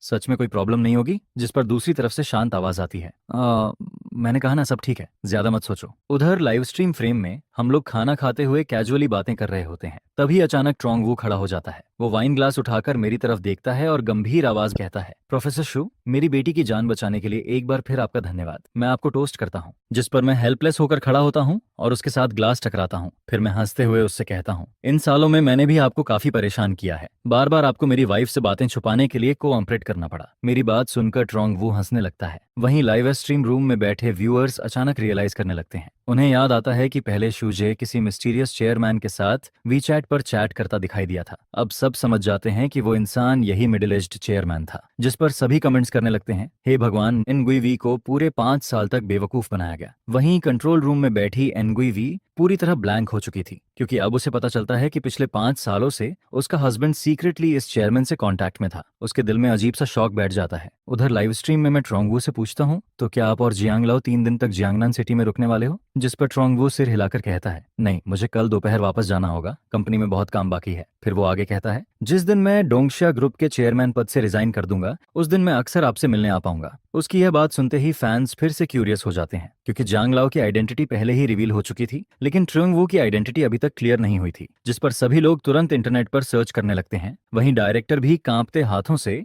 कीबोर्ड पर टाइपिंग शुरू कर देता है। उसके दिल में सिर्फ एक ही प्रेयर चल रही थी, "भगवान, इस बार कोई बड़ा आदमी मत निकलना।" लेकिन 30 सेकंड्स बाद उसका चेहरा पूरी तरह सफेद पड़ जाता है, क्योंकि डोंगशिया फार्मास्यूटिकल ग्रुप के चेयरमैन का नाम सच में ट्रोंगवू था। ऊपर से इंटरनेट पर उसकी फोटो भी मौजूद थी, जिस पर डायरेक्टर का पूरा शरीर कांपने लगता है, क्योंकि यह फिर से एक टॉप लेवल बिग शॉट निकलता है। अब उसे लगने लगता है कि उसकी किस्मत सच में खराब है। वो सिर्फ एक सिंपल रियलिटी प्रोग्राम बनाना चाहता था, लेकिन यहाँ जिन लोगों से उसका सामना हो रहा था, वो सब ऐसे लोग थे जिन्हें ऑफेंड करने की उसकी हैसियत नहीं थी। हालांकि उसे याद आता है कि इन्वेस्टर खुद लगातार लाइव स्ट्रीम देख रहा है। अगर कोई प्रॉब्लम होती तो वो अब तक कॉल कर चुका होता। ये सोचकर उसका डर थोड़ा कम हो जाता है। उधर असिस्टेंट और गुईवी भी इंटरनेट पर प्राइवेट मैसेजेस पढ़ रही होती हैं। दोनों के चेहरे पर शॉक साफ दिखाई देता है, क्योंकि अब तक शुजे से मिलने आने वाले सभी लोग टॉप लेवल फिगर्स निकल रहे थे। असिस्टेंट धीरे से कहती है, "तो वो कैंसर मेडिसिन सच में वही है जो 4 साल पहले रिलीज हुई थी?" जिस पर लाइव स्ट्रीम रूम के व्यूअर्स भी रियलाइज कर लेते हैं। अब सभी के दिल में जोरदार हलचल मच जाती है, क्योंकि इसका मतलब साफ था, कैंसर को सच में शुजे ने कन्वर्ट किया था। फैंस लगातार शॉक्ड होकर कमेंट्स करने लगते हैं। 4 साल पहले वैक्सीन और कैंसर मेडिसिन दोनों दुनिया को हिला चुके थे। उस वक्त छू, जो सिर्फ 24 साल का था, यह इंसान आखिर कितना मॉन्स्टर लेवल जीनियस है। वहीं नुई वी भी पूरी तरह स्टंड हो चुकी थी। उसे अब समझ आने लगता है कि उसका हस्बैंड कितना टेरिफाइंगली टैलेंटेड इंसान है। उधर लाइव स्ट्रीम फ्रेम में हम तीनों बातें करते रहते हैं। जियांगलाओ मेरी तरफ एडमिरेशन भरी नजरों से देखते हैं। फिर वो लगातार मेरी तारीफ करते हुए कहते हैं, "मैंने आधी जिंदगी गुजार दी, लेकिन तुम्हारे जैसा यंग जीनियस पहली बार देखा है। सिर्फ 24 साल की उम्र में कैंसर कंकूर कर देना कोई साधारण बात नहीं है।" फिर वो आगे कहते हैं, "आजकल तुम्हारी उम्र के लोग रिसर्च में इतना फोकस नहीं करते।" जिस पर मैं हल्के से सिर हिलाकर जवाब देता हूँ, "हर इंसान का सपना अलग होता है।" फिर मैं आगे कहता हूँ, "कुछ लोग बहुत पैसा कमाना चाहते हैं, कुछ लोग फेम चाहते हैं, जबकि कुछ लोग रिसर्च इंस्टीट्यूट में शांत जिंदगी बिताना पसंद करते हैं। मेरी उम्र के कुछ लोग अब भी सिंसियरली रिसर्च कर रहे हैं।" यह सुनकर जियांग लाओ सिर हिलाते हैं। फिर वो क्यूरियस होकर पूछते हैं, "तो तुम्हारा सपना क्या है?" जिस पर मैं हल्की स्माइल देता हूँ, लेकिन अगले ही पल मेरा एक्सप्रेशन गंभीर हो जाता है। मेरी आवाज भी फर्म हो जाती है। मेरा सपना बहुत सिंपल है। फिर मैं आगे कहता हूँ, "मैं चाहता हूँ कि हर इंसान बीमारी का इलाज करा सके। मैं चाहता हूँ कि ह्यूमैनिटी अब बीमारी की वजह से सफरिंग ना झेले।" इतना बोलते बोलते मैं अचानक अवशिदी मेरे से मैं अचानक रुक जाता हूँ, क्योंकि आगे की बातें मैं जियांग लाओ और ट्रुओंग वू को नहीं बता सकता था। उन्हें सिर्फ इतना पता था कि मैंने कैंसर कंकूर किया है, लेकिन मेरे दूसरे रिसर्च अचीवमेंट्स के बारे में उन्हें कुछ नहीं मालूम था, और हायर अप्स की परमिशन के बिना मैं उन सीक्रेट्स का खुलासा नहीं कर सकता था। मेरी बातें सुनने के बाद जियांग लाओ और ट्रुओंग वू दोनों का एक्सप्रेशन गंभीर हो जाता है। उनकी आंखों में मेरे लिए और भी ज्यादा रिस्पेक्ट दिखाई देने लगता है, क्योंकि आज के दौर में ऐसे लोग बहुत कम थे जो ह्यूमैनिटी को बीमारी से मुक्त करने का सपना लेकर रिसर्च कर रहे थे। उसी पल उनके दिल में मेरी इमेज पहले से कहीं ज्यादा महान बन जाती है। आखिर आजकल ज्यादातर कैपिटलिस्ट लोग रिसर्च सिर्फ पैसे कमाने के लिए करते हैं। यहाँ तक कि कुछ लोग तो इतने ग्रीडी होते हैं कि वो जल्दी ठीक करने वाली मेडिसिन बनाने के बजाय ऐसी मेडिसिन बनाते हैं जिसे लंबे समय तक खाना पड़े और इफेक्ट भी धीरे धीरे आए, क्योंकि उन कैपिटलिस्ट्स के लिए इंसानों की जान से ज्यादा इंपॉर्टेंट सिर्फ पैसा होता है। लाइव स्ट्रीम रूम में ऑनलाइन व्यूअर्स की संख्या अब 7 लाख तक पहुंच चुकी थी, और जैसे ही सभी लोग मेरी बातें सुनते हैं उनके दिल में अचानक रिस्पेक्ट पैदा होने लगता है। कई लोग अंदर से सच में मुझे एडमायर करने लगते हैं। यहाँ तक कि कुछ व्यूअर्स ऐसे भी थे जो पहले ब्लाइंडली सेलिब्रिटीज को फॉलो करते थे, लेकिन अब उन्हें अपने पुराने एक्शंस पर शर्म आने लगती है, जिस पर वो सोचने लगते हैं हम आखिर इतने सालों तक एक्टर्स और स्टार्स के पीछे क्यों भागते रहे, क्योंकि उनके सामने अब एक ऐसा इंसान था जो चुपचाप ह्यूमैनिटी के लिए रिसर्च कर रहा था, और वही इंसान असल में आइडल बनने लायक था। उधर टेक्निकल रूम में बैठी असिस्टेंट भी पूरी तरह शॉक्ड हो जाती है। फिर वो nguivi की तरफ देखकर कहती है, सिस्टर वी, आपको प्रोफेसर शू का बहुत अच्छे से ख्याल रखना चाहिए ताकि वो आराम से रिसर्च कर सकें। उसकी बात सुनकर डायरेक्टर भी तुरंत सिर हिलाता है और बोलता है, सही कहा, प्रोफेसर शू जैसे लोगों को एक अच्छी वाइफ की जरूरत होती है, तभी वो बिना टेंशन के काम कर पाएंगे। यह सुनकर लाइव स्ट्रीम रूम के फैंस भी लगातार कमेंट्स भेजने लगते हैं। सभी लोग nguivi को सपोर्ट करने लगते हैं, जिस पर nguivi कमेंट्स देखकर स्पीचलेस हो जाती है, क्योंकि ओरिजिनली उसने सोचा था कि आज रात वो अपने मिस्टीरियस हस्बैंड की अच्छे से केयर करेगी, लेकिन अब जब हर कोई यही बात बोल रहा था तो उसे थोड़ा अजीब फील होने लगता है। फिर वो कमेंट्स की तरफ देखकर मुस्कुराती है और कहती है, आप लोग टेंशन मत लो, अगर आप लोग कुछ ना भी कहते तब भी मैं अपने हस्बैंड का अच्छे से ख्याल रखती। लेकिन इसी बीच कुछ लोग सीक्रेटली फोन कॉल्स भी कर रहे होते हैं। एक आदमी धीरे से बोलता है, हुलासन, मुझे पता चल गया कि कैंसर कंकूर करने वाला इंसान कौन है। जिस पर दूसरी तरफ मौजूद फॉरेन आदमी तुरंत एक्साइटेड होकर पूछता है, कौन? फोन करने वाले आदमी के होंठ हल्के से ऊपर उठते हैं और 1 मिनट के अंदर ही उसके अकाउंट में पैसे ट्रांसफर होने का नोटिफिकेशन आ जाता है। इसके बाद वो हंसते हुए कहता है, उसका नाम शूजे है, उम्र 28 साल, सुझाव प्रांत में रहता है। तुम शॉर्ट वीडियो ऐप पर जाकर finding the other half live stream search कर लो। लेकिन यह सुनते ही दूसरी तरफ वाला आदमी कोल्ड आवाज में बोलता है, 28 साल? क्या तुम मुझे बेवकूफ समझ रहे हो? इतनी कम उम्र में कोई कैंसर कंकूर कर सकता है? जिस पर वह आदमी कामली जवाब देता है, मैं सच बोल रहा हूँ, भरोसा नहीं है तो खुद जाकर देख लो। इतना बोलकर वो कॉल काट देता है। उधर लाइव स्ट्रीम रूम में 7 लाख व्यूअर्स लगातार रिस्पेक्ट वाले कमेंट्स स्पैम कर रहे होते हैं, लेकिन जहां काउंटलेस फैंस इमोशनल हो रहे थे, वहीं दूसरी तरफ कुछ फॉरेन ऑर्गेनाइजेशंस के हिडन कॉन्टैक्ट्स लगातार फोन कॉल्स कर रहे थे। और ज्यादा समय नहीं बीतता कि दुनिया के अलग अलग हिस्सों से सीक्रेट ऑनर्डर्स पास होने लगते हैं। लेकिन उस समय तो ट्रैच, जियांगलाओ और ट्रुओंग वो खुशी से बातें कर रहे होते हैं। उन्हें बिल्कुल अंदाजा नहीं था कि बाहर कितनी बड़ी हलचल शुरू हो चुकी है। कुछ देर बाद शराब का असर धीरे धीरे चढ़ने लगता है। जियांगलाओ और ट्रुओंग वो दोनों थोड़ा टिप्सी होने लगते हैं। यह देखकर मैं तुरंत खड़ा होता हूँ और ड्रॉअर से 3 पिल्स निकालता हूँ। फिर उनमें से एक एक पिल जियांगलाओ और ट्रुओंग वू को दे देता हूँ, जिस पर दोनों सरप्राइज होकर पूछते हैं, ये क्या है? मैं मुस्कुराकर जवाब देता हूँ, ये हैंगओवर रिलीफ पिल है। इसे खाने के आधे घंटे के अंदर बॉडी का पूरा अल्कोहल खत्म हो जाएगा। मेरी बात सुनते ही दोनों शॉक्ड होकर मुझे देखने लगते हैं। जियांगलाओ तुरंत पूछते हैं, मतलब इसे खाने के बाद आधे घंटे में पूरा नशा उतर जाएगा? मैं सिर हिलाकर बोलता हूँ, लगभग ऐसा ही है। यह सुनते ही दोनों के चेहरे पर डिसबिलीफ साफ दिखाई देने लगता है। वहीं लाइव स्ट्रीम रूम में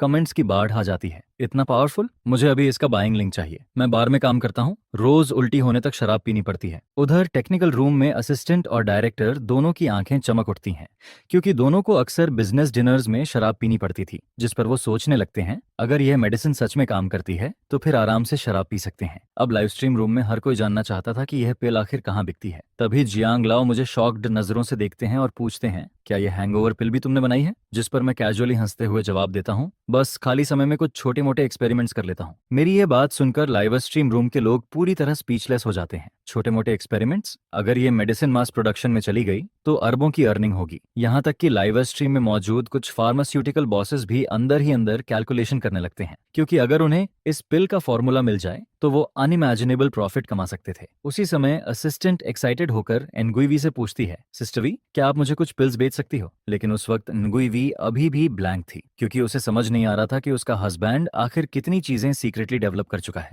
जिस पर असिस्टेंट दोबारा आवाज लगाती है, सिस्टर वी। तब जाकर nguivi होश में आती है और कहती है, अगर घर में एक्स्ट्रा हुआ तो कल मैं तुम्हारे लिए ले आऊंगी। उसके बगल में खड़ा डायरेक्टर भी ऑकवर्ड होकर बोलता है, मुझे भी कुछ पिल्स चाहिए। यह सुनते ही लाइव स्ट्रीम रूम फिर से कमेंट से भर जाता है। जिस पर nguivi हेल्पलेस होकर हाथ फैलाती है और कहती है, मैं भी कुछ नहीं कर सकती, मुझे लगता है घर में ज्यादा स्टॉक नहीं बचा होगा। यह सुनकर व्यूअर्स जोर जोर से रिक्वेस्ट करने लगते हैं, प्लीज इसे मार्केट में लॉन्च करो, ये ह्यूमैनिटी के लिए ब्लेसिंग होगी, हॉस्पिटल में भी इसकी बहुत जरूरत है।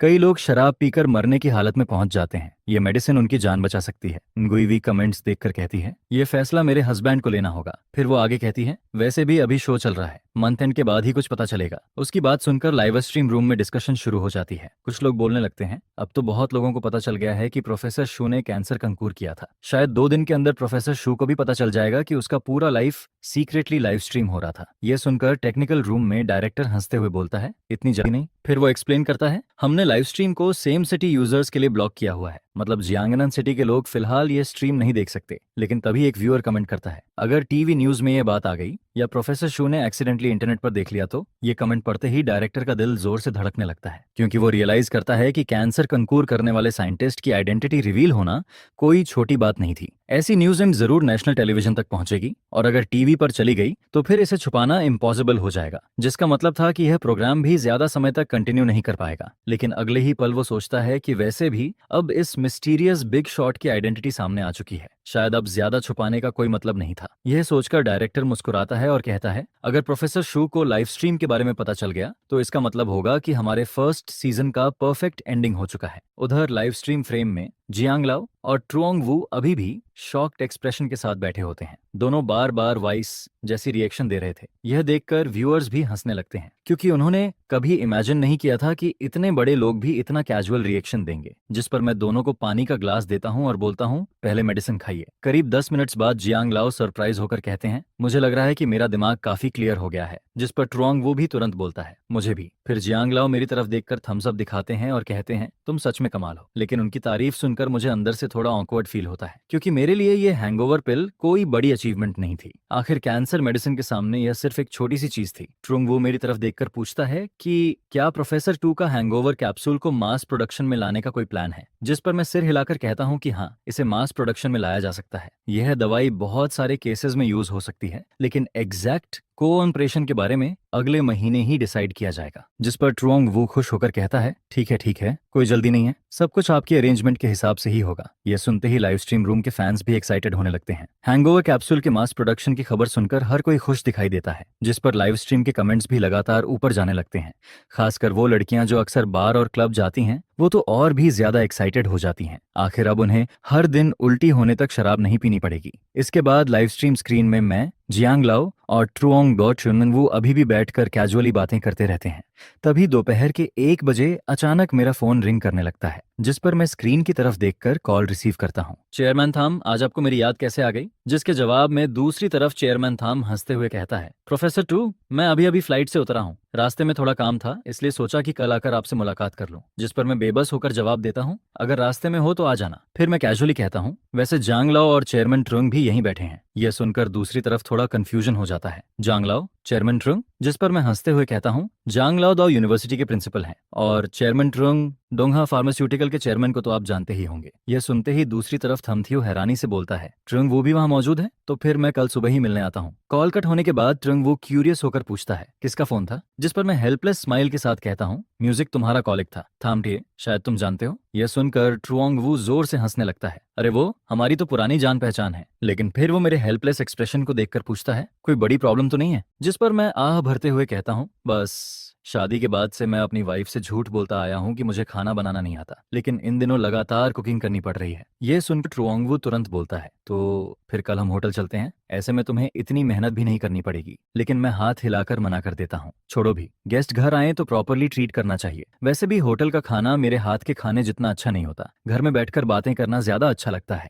जिस पर जियांग लाओ जोर से हंसते हुए कहता है, तो इसका मतलब कल इस बूढ़े को फिर से अच्छा खाना खाने का मौका मिलने वाला है। इसके बाद हम लोग शाम के 5 बजे तक बातें करते रहते हैं। फिर जियांग लाओ और ट्रुओंग वू ये जानकर कि एनगुइवी का ऑफिस खत्म होने वाला है, जल्दी से निकल जाते हैं। जिसके बाद मैं सोफा पर बैठकर जियांग लाओ के दिए हुए दा होंगपाओ टी को आराम से एंजॉय करने लगता हूँ। तभी अचानक फोन फिर से रिंग करने लगता है। मैं कॉलर नेम देखकर कहता हूँ डैनली। म्यूजिक एंड कॉल रिसीव करते ही मैं सीधे मुद्दे पर आ जाता हूँ। डैनली, क्या बात है? जिस पर दूसरी तरफ डैनली हल्का सा हंसता है। प्रोफेसर टू, मैं ऑफिशियली तुम्हें एक बात बताना चाहता हूँ। उम्मीद है तुम मेंटली तैयार रहोगे। यह सुनते ही मेरी आवाज थोड़ी हैवी हो जाती है। क्या नोटिस है? जिस पर डीन ली की आवाज और सीरियस हो जाती है। मुझे अभी ऊपर से नोटिस मिला है। अगले महीने की शुरुआत में तुम्हारी आइडेंटिटी पब्लिक करने के साथ साथ तुम्हारी लेटेस्ट साइंटिफिक अचीवमेंट भी अनाउंस की जाएगी। यह सुनते ही लाइव स्ट्रीम रूम के कमेंट्स फिर से एक्सप्लोड करने लगते हैं। प्रोफेसर टू से किससे बात कर रहे हैं? उनका एक्सप्रेशन इतना सीरियस क्यों हो गया? दूसरी तरफ क्या कहा जा रहा है कुछ सुनाई ही नहीं दे रहा। हमें लगा था प्रोफेसर की सारी आइडेंटिटीज रिवील हो चुकी हैं। क्या अभी भी कुछ बाकी है? असल में लाइव स्ट्रीम रूम के फैंस को भी लगने लगा था कि अब कोई हिडन आइडेंटिटी बाकी नहीं होगी। अभी तक जो आइडेंटिटीज रिवील हुई हैं वही ऑलरेडी काफी शॉकिंग थी। अब तो लोग सिर्फ इसलिए लाइव स्ट्रीम देख रहे थे कि रात में न्गुइवी घर जाकर अपने हस्बैंड की कैसे सेवा करेगी। कुछ लोग तो ये भी इमेजिन कर रहे थे कि शायद वो कुछ हॉट ड्रेसेस भी खरीद कर लाई होगी।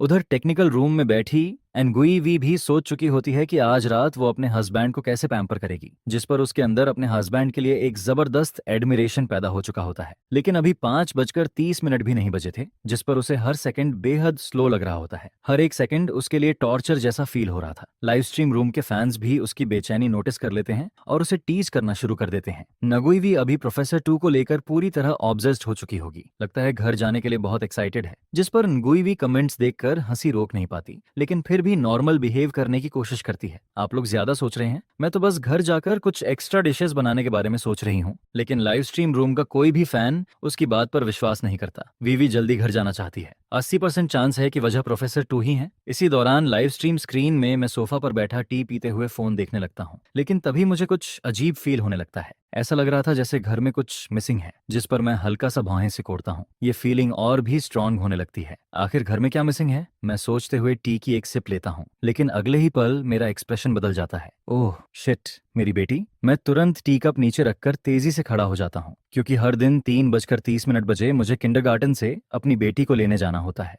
लेकिन अभी तो 5 बजे से भी ज्यादा हो चुके थे, जिस पर मैं जल्दी से फोन उठाकर टीचर को कॉल करने वाला होता हूँ। तभी मेरी नजर एनगुइवी के मैसेज पर पड़ती है। आज ग्रैंडमा बेटी को लेने गई थी, आज रात वो ग्रैंडमा के घर रुकेगी। यह पढ़ते ही मैं राहत की सांस लेता हूँ और तुरंत एनगुइवाई को रिप्लाई भेज देता हूँ। उधर लाइव स्ट्रीम रूम के फैंस ने मेरा एक्सप्रेशन साफ बदलते हुए देख लिया था। ऐसा लग रहा था जैसे कोई बहुत बड़ी घटना हो गई हो। फिर उन्होंने मुझे जल्दी जल्दी फोन उठाते हुए देखा, जैसे मैं किसी से अर्जेंटली कांटेक्ट करने वाला हूँ, जिस पर सभी और ज्यादा क्यूरियस हो जाते हैं। प्रोफेसर टू को क्या हुआ? इतने काम इंसान का एक्सप्रेशन अचानक कैसे बदल गया? वो किसे मैसेज कर रहे हैं? लग रहा है कोई बड़ी प्रॉब्लम हो गई है। उधर न्गुइवी को भी मेरा मैसेज मिल जाता है, जिस पर वो पूरी तरह स्पीलेस हो जाती है। असल में उसे पहले से पता था कि मैं बेटी को लेना भूल जाऊंगा, इसलिए उसने पहले ही अपनी मदर से कांटेक्ट करके बेटी को घर बुला लिया था। म्यूजिक। वैसे भी आज रात वो अपने हस्बैंड का अच्छे से ख्याल रखना चाहती थी।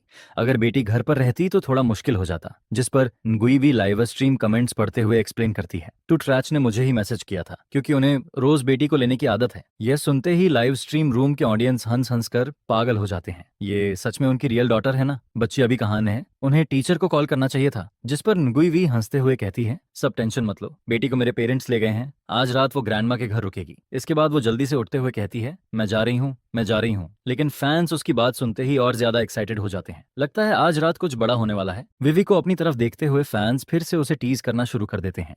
लेकिन इस बार वो हमेशा की तरह शर्माने के बजाय डायरेक्टर की तरफ मुड़कर कहती है, थोड़ा वेट करना, घर पहुंचने के बाद मैं कैमरा कवर कर दूंगी। जिस पर डायरेक्टर हल्का सा हंसते हुए कहता है, ठीक है। वहीं छोटी असिस्टेंट भी ऐसा एक्सप्रेशन देती है जैसे वो सब कुछ समझ गई हो। शाम के 5:40 बजते ही जैसे ही विवी घर लौटती है, मैं तुरंत सोफा से उठकर खड़ा हो जाता हूँ। सासू माँ और ससुर जी बेटी को ले गए? जिस पर न्गुइवी कुछ नहीं बोलती, बस धीरे से हंस देती है। फिर वो सीक्रेटली अपने बैग के अंदर हाथ डालकर स्क्रीन टच करती है और अगले ही पल लाइव स्ट्रीम की इमेज गायब हो जाती है। यह देखकर लाइव स्ट्रीम रूम के फैंस जोर जोर से कंप्लेन करने लगते हैं, अरे गायब हो गया, क्या हमें गरीब समझ लिया? पेड स्ट्रीम क्यों नहीं खोल देते? जिस पर बैक स्टेज वाली छोटी असिस्टेंट हंसते हुए कहती है, ठीक है, म्यूजिक ठीक है, अब सब लोग डिस्पर्स हो जाओ, पूरा दिन लाइव स्ट्रीम हुआ है, सब लोग थक गए होंगे, आज के लिए बस इतना ही, कल फिर मिलते हैं। इसके बाद आखिरकार लाइव स्ट्रीम बंद हो जाती है। जैसे ही लाइव स्ट्रीम बंद होती है, न्गुइवी तुरंत आकर मुझे कसकर हक कर लेती है, जिस पर मुझे अचानक समझ आने लगता है कि आखिर सासू माँ बेटी को अपने घर क्यों ले गई थी। नहीं वीवी, लेकिन न्गुइवी मुझे प्यार से भरी नजरों से देखती रहती है, जिस पर मैं पूरी तरह कंफ्यूज्ड हो जाता हूँ। आगे का कंटेंट शायद रीडर्स को पसंद ना आए, इसलिए ऑथर ने पहले ही सब देख लिया है। जिसके बाद रात के 7 बजे मैं मुश्किल से बेड से उठकर नीचे आता हूँ। वहीं दूसरी तरफ एनगुई का मूड बेहद अच्छा दिखाई देता है। अभी आप थोड़ा रेस्ट करो, मैं खाना बनाकर लाती हूँ। जबकि मैं सोफा पर बैठा पूरी तरह ब्लैंक एक्सप्रेशन के साथ उसे देखता रहता हूँ। वाइफ, आज तुम्हें क्या हो गया है? तुम तो पूरी हंग्री वुल्फ जैसी बिहेव कर रही हो। अगली सुबह ब्रेकफास्ट खत्म होने के बाद एनगुई मुझे किस करती है और मुस्कुराकर कहती है,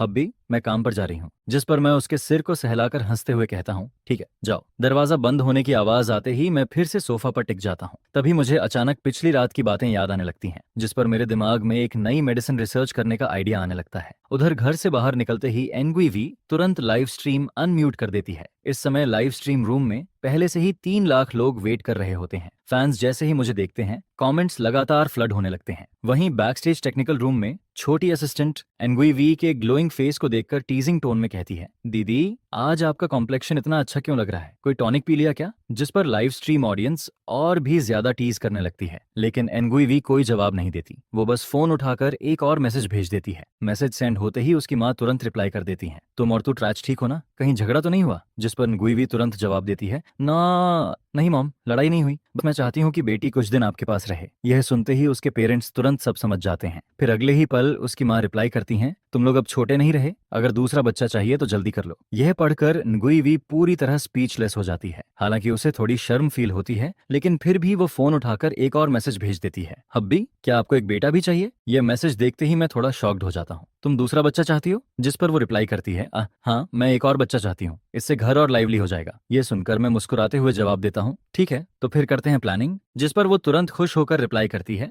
यस हबी। तो मैं मॉम को बोल देती हूँ कि बेटी कुछ दिन वहीं रहेगी। यह पढ़ते ही मेरे पूरे शरीर में अजीब सी कमजोरी फील होने लगती है। सेकंड चाइल्ड का प्लान फाइनलाइज होने के बाद मैं तुरंत फोन उठाकर जियांग लाओ को कॉल करता हूँ। जियांग लाओ, आप और चेयरमैन ट्रुओंग ब्रेकफास्ट के लिए यहाँ आ जाइए।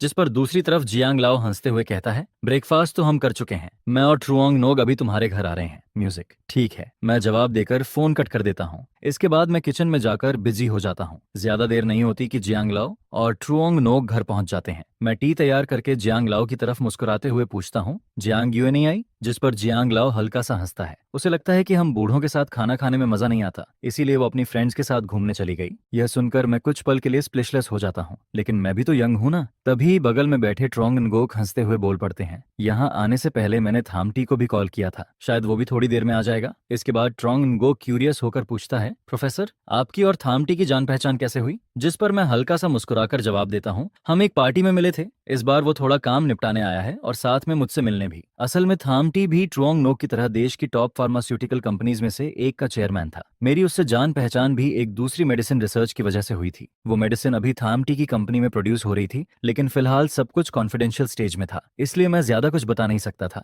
वैसे भी अगले महीने की 1 तारीख को सब कुछ पब्लिक होने वाला था। जिस पर ट्रुओंग वू भी थोड़ा कंफ्यूज्ड होकर सिर हिलाता है, क्योंकि कल ही उसकी थामटी से बात हुई थी। तब भी थामटी ने कहा था कि वो ऑफिस के काम से आएगा और साथ में तो ट्रैच से मिलने भी। लेकिन ट्रुओंग वू को हमेशा लगता था कि थामटी कुछ छुपा रहा है। हालांकि उसे समझ नहीं आता था कि आखिर अजीब क्या है। करीब 10 मिनट बाद डोरबेल बजती है। लगता है थमत्यू आ गया, जिस पर ट्रुओंग वू मुस्कुराते हुए खड़ा हो जाता है। मैं डोर खोलता हूँ और सामने एक मिडिल एज्ड आदमी दिखाई देता है। प्रोफेसर टू, बहुत समय बाद मुलाकात हुई। थमत्यू एक्साइटेड एक्सप्रेशन के साथ अपना राइट हैंड आगे बढ़ाता है, जबकि उसके लेफ्ट हैंड में जिनसिंग के 2 गिफ्ट बॉक्सेस होते हैं। जिस पर मैं उससे हैंडशेक करते हुए मुस्कुराता हूँ। काफी समय हो गया, अंदर आइए, मैं अभी द होंग पाओ टी बनाकर लाया हूँ। यह सुनते ही थामते कुछ पल के लिए ब्लैंक हो जाता है, क्योंकि द होंग पाओ टी उसे जिंदगी में सिर्फ एक बार पीने को मिली थी, वो भी किसी और की वजह से। इसके बाद थामतिए ट्रुओंग वू को ग्रीट करने के बाद बगल में बैठे जियांग लाओ की तरफ देखने लगता है, जिस पर मैं मुस्कुराकर इंट्रोड्यूस करवाता हूँ। मैं आपको इंट्रोड्यूस कराता हूँ, ये डाओ यूनिवर्सिटी के प्रिंसिपल जियांग थानेकोंग हैं, सब इन्हें जियांग लाओ कहते हैं। ये सुनते ही थामटिए जल्दी से आगे बढ़कर हैंडशेक करता है। हेलो जियांग लाओ,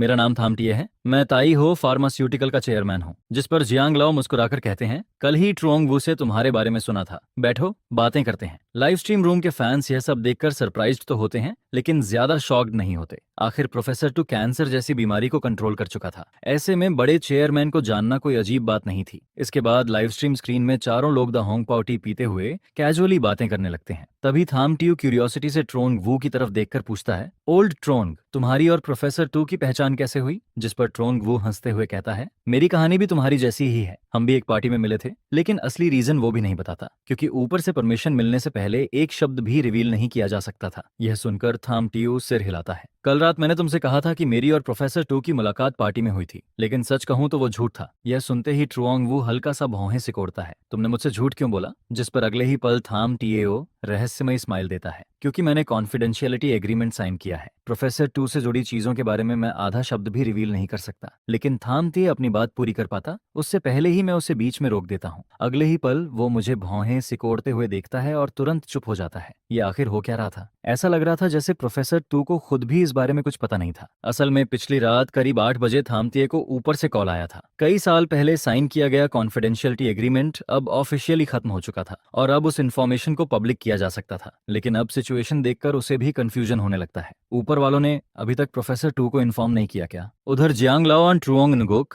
दोनों थाम टी की बातें सुनकर और मेरा सीरियस एक्सप्रेशन देखकर तुरंत कुछ अंदाजा लगा लेते हैं, जिस पर दोनों के दिमाग में एक ही बात आती है। थाम टी जिस कॉन्फिडेंशियलिटी एग्रीमेंट की बात कर रहा था वो प्रोफेसर टू से जुड़ा हुआ था। असल में ताइहो फार्मास्यूटिकल पिछले कई सालों से दुनिया को हिला देने वाली 2 मेडिसिन का मास प्रोडक्शन कर रही थी। एक थी हिट वायरस वैक्सीन और दूसरी थी उस भयानक बीमारी की स्पेशल ट्रीटमेंट मेडिसिन। लेकिन इन दोनों मेडिसिन के असली रिसर्चर की आइडेंटिटी आज तक पब्लिक नहीं हुई थी, जिस पर जियांग लाओ और ट्रुओंग नगोक के दिल जोर जोर से धड़कने लगते हैं। कहीं अगले ही पल दोनों एक दूसरे की तरफ देखते हैं और फिर उन्हें रियलाइजेशन होता है। तो इस मतलब प्रोफेसर टू वाकई बहुत ज्यादा टेरिफाइंग लेवल का जीनियस था म्यूजिक। लेकिन दोनों तुरंत खुद को संभाल लेते हैं, क्योंकि वो अच्छी तरह जानते थे कि कुछ बातें जितनी कम पता हो उतना ही अच्छा होता है। अगर ऐसी चीजें जान ली जो नहीं जाननी चाहिए थी तो वो खुद उनके लिए प्रॉब्लम बन सकती थी। उधर थामती अभी भी थोड़ा स्टंडन होकर मेरी तरफ देखता है। प्रोफेसर टू, आपको अभी तक नोटिफिकेशन नहीं मिला? जिस पर मैं हल्का सा कंफ्यूज्ड होकर पूछता हूँ, नोटिफिकेशन? कल मुझे एक नोटिस मिला था,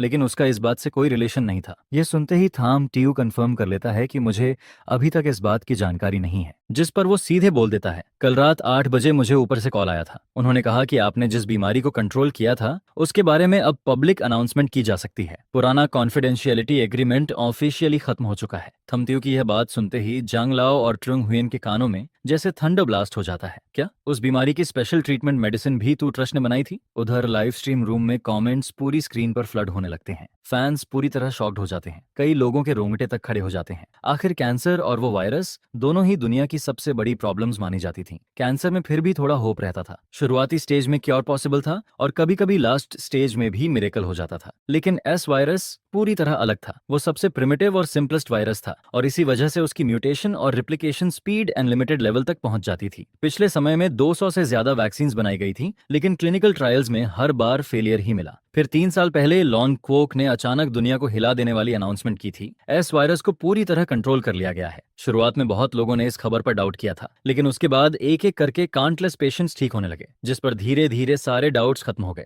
ब्रो, ये लेवल का एक्सप्लोजन जरूरी था क्या? एस वायरस भी प्रोफेसर टू ने ही कंट्रोल किया। टेक्निकल रूम में मौजूद छोटी असिस्टेंट और डायरेक्टर तक शॉक से सुन्न हो चुके थे। टू ट्रच इतना ओवरपावर्ड कैसे हो सकता है? वहीं मुई वी का मुंह अब तक खुला का खुला रह गया था। डायरेक्टर साइड में बैठकर तुरंत इंटरनेट पर थम तियू की आइडेंटिटी सर्च करने लगता है। कुछ देर बाद उसकी आंखें और चौड़ी हो जाती हैं, क्योंकि सर्च रिजल्ट में साफ लिखा था कि थम तियू ताइहो फार्मास्यूटिकल का चेयरमैन है और वही कंपनी वैक्सीन और स्पेशल ट्रीटमेंट मेडिसिन प्रोड्यूस करती थी। साथ ही इंटरनेट पर मौजूद फोटो भी लाइव स्ट्रीम में दिख रहे आदमी से बिल्कुल मैच कर रही थी। जिस पर डायरेक्टर शॉक्ड होकर लाइव स्ट्रीम ऑडियंस से कहता है, मैंने अभी थाम तिये की इन्फॉर्मेशन चेक की, वो सच में ताइहो फार्मास्यूटिकल का चेयरमैन है। वैक्सीन और स्पेशल मेडिसिन भी उनकी कंपनी बनाती है। इसका मतलब सच में तो त्रेच ने ही उस बीमारी को कंट्रोल किया था। यह सुनते ही लाइव स्ट्रीम रूम पूरी तरह एक्सप्लोड हो जाता है। मैं ऑफिशियली उनका फैन बन गया। आज के बाद जो भी प्रोफेसर टू को गाली देगा मैं उसे छोड़ूंगा नहीं। ये इंसान नहीं है। इतना ओवरपावर्ड होना इलीगल होना चाहिए। कमेंट्स लगातार पूरे स्क्रीन को कवर करते रहते हैं।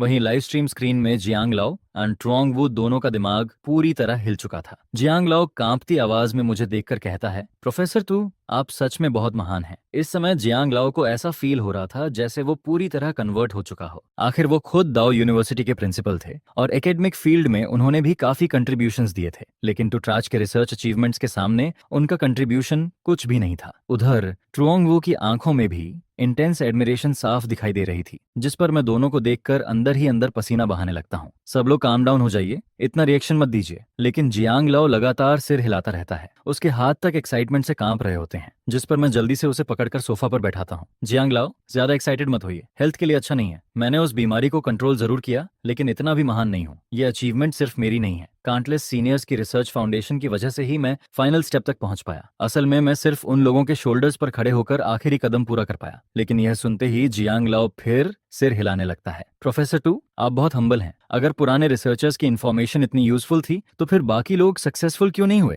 आखिर सिर्फ आप ही ऐसा क्यों कर पाए? यह सुनकर मैं कुछ पल के लिए चुप हो जाता हूँ। काफी देर तक समझाने के बाद जाकर जियांग लाओ थोड़ा काम होता है। इसके बाद हम लोग टी पीते हुए कैजुअली बातें करते रहते हैं। तभी ट्रुओंग वू उम्मीद भरी नजरों से मेरी तरफ देखकर पूछता है, प्रोफेसर टू, क्या आप बता सकते हैं कि आपने उस स्पेशल मेडिसिन को कैसे डेवलप किया? यह सुनते ही लाइव स्ट्रीम रूम के 7 लाख व्यूअर्स पूरी कंसंट्रेशन से सुनने लगते हैं, जिस पर मैं टी की एक सिप लेकर धीरे धीरे एक्सप्लेन करना शुरू करता हूँ। जब मैंने इस प्रोजेक्ट को शुरू किया था तब मैंने काउंटलेस रिसर्च डॉक्यूमेंट्स पढ़े थे। उसके बाद मैंने 10 पेशेंट्स अरेंज करवाए ताकि उनके शरीर में मौजूद वायरस को ऑब्जर्व कर सकूं। तभी मैंने नोटिस किया कि वायरस की रेप्लिकेशन और म्यूटेशन स्पीड इमेजिनेशन से भी ज्यादा फास्ट थी। जब ह्यूमन इम्यून सिस्टम वायरस को पहचानता है तब वो एंटीबॉडीज बनाकर उसे अटैक करता है, लेकिन जब तक एंटीबॉडीज तैयार होती हैं तब तक वायरस पहले ही म्यूटेट हो चुका होता है, जिस पर एक एंडलेस साइकिल बन जाता है। इसके बाद इम्यून सिस्टम धीरे धीरे डिस्ट्रॉय होने लगता है, जबकि वायरस की रेप्लिकेशन स्पीड लगातार बढ़ती रहती है और आखिर में पूरा इम्यून सिस्टम कोलैप्स कर जाता है। तीनों लोग पूरी सीरियसनेस के साथ मेरी बातें सुनते रहते हैं,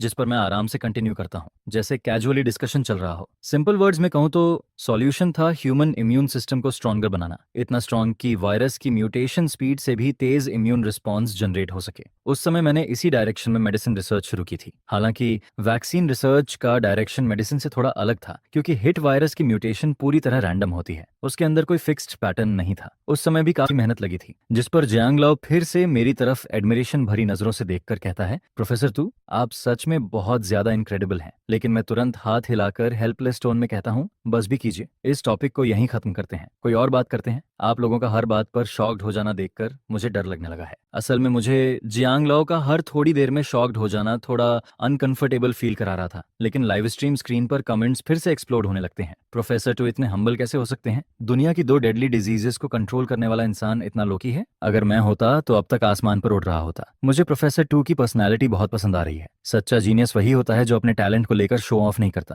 जिस पर कुछ लोग मजाक में लिखने लगते हैं। लेकिन अगर कोई उनके प्रोफेशनल फील्ड में उन्हें चैलेंज करे तब शायद उनका एरोगेंट साइड भी देखने को मिले। वैसे एक बात बताओ, हमारे लाइव स्ट्रीम रूम में लाखों लोग हैं, क्या यहाँ किसी को कभी वो बीमारी हुई थी? ये सवाल आते ही अचानक एक कमेंट ऊपर आता है, मुझे हुई थी। वैसे अब सब ठीक है, लेकिन पुरानी बातें याद आते ही आंखों में आंसू आ जाते हैं। 10 साल पहले मैं घूमने गया था, वहां मुझे एक बहुत ब्यूटीफुल औरत मिली जो खुद मेरे करीब आने लगी। मुझे लगा किस्मत खुल गई। बाद में पता चला कि उसे वही बीमारी थी। वो दुनिया से बदला लेने के लिए ऐसा कर रही थी। अगर प्रोफेसर टू ना होते तो मेरी जिंदगी खत्म हो चुकी होती। इसके बाद एक और व्यूअर कमेंट करता है, मेरा एक्सपीरियंस भी ऊपर वाले भाई जैसा ही था, इसलिए बाहर जाते समय हमेशा केयरफुल रहना चाहिए। फिर एक और कमेंट आता है, तुम लोग फिर भी लकी हो, मैं तो इंटरनेट कैफे गया था, जैसे ही चेयर पर बैठा कुछ चुभने जैसा फील हुआ। यह कमेंट्स पढ़ते ही पूरे लाइव स्ट्रीम रूम में कुछ पल के लिए साइलेंस छा जाता है। हर कोई उन व्यूअर्स के एक्सपीरियंसेस पढ़ने लगता है जिन्होंने खुद उस बीमारी को झेला था, जिस पर धीरे धीरे रिस्पेक्ट वाले कमेंट्स आने शुरू हो जाते हैं और फिर देखते ही देखते पूरा लाइव स्ट्रीम रूम ग्रेटिट्यूड से भर जाता है। प्रोफेसर टू को सैल्यूट,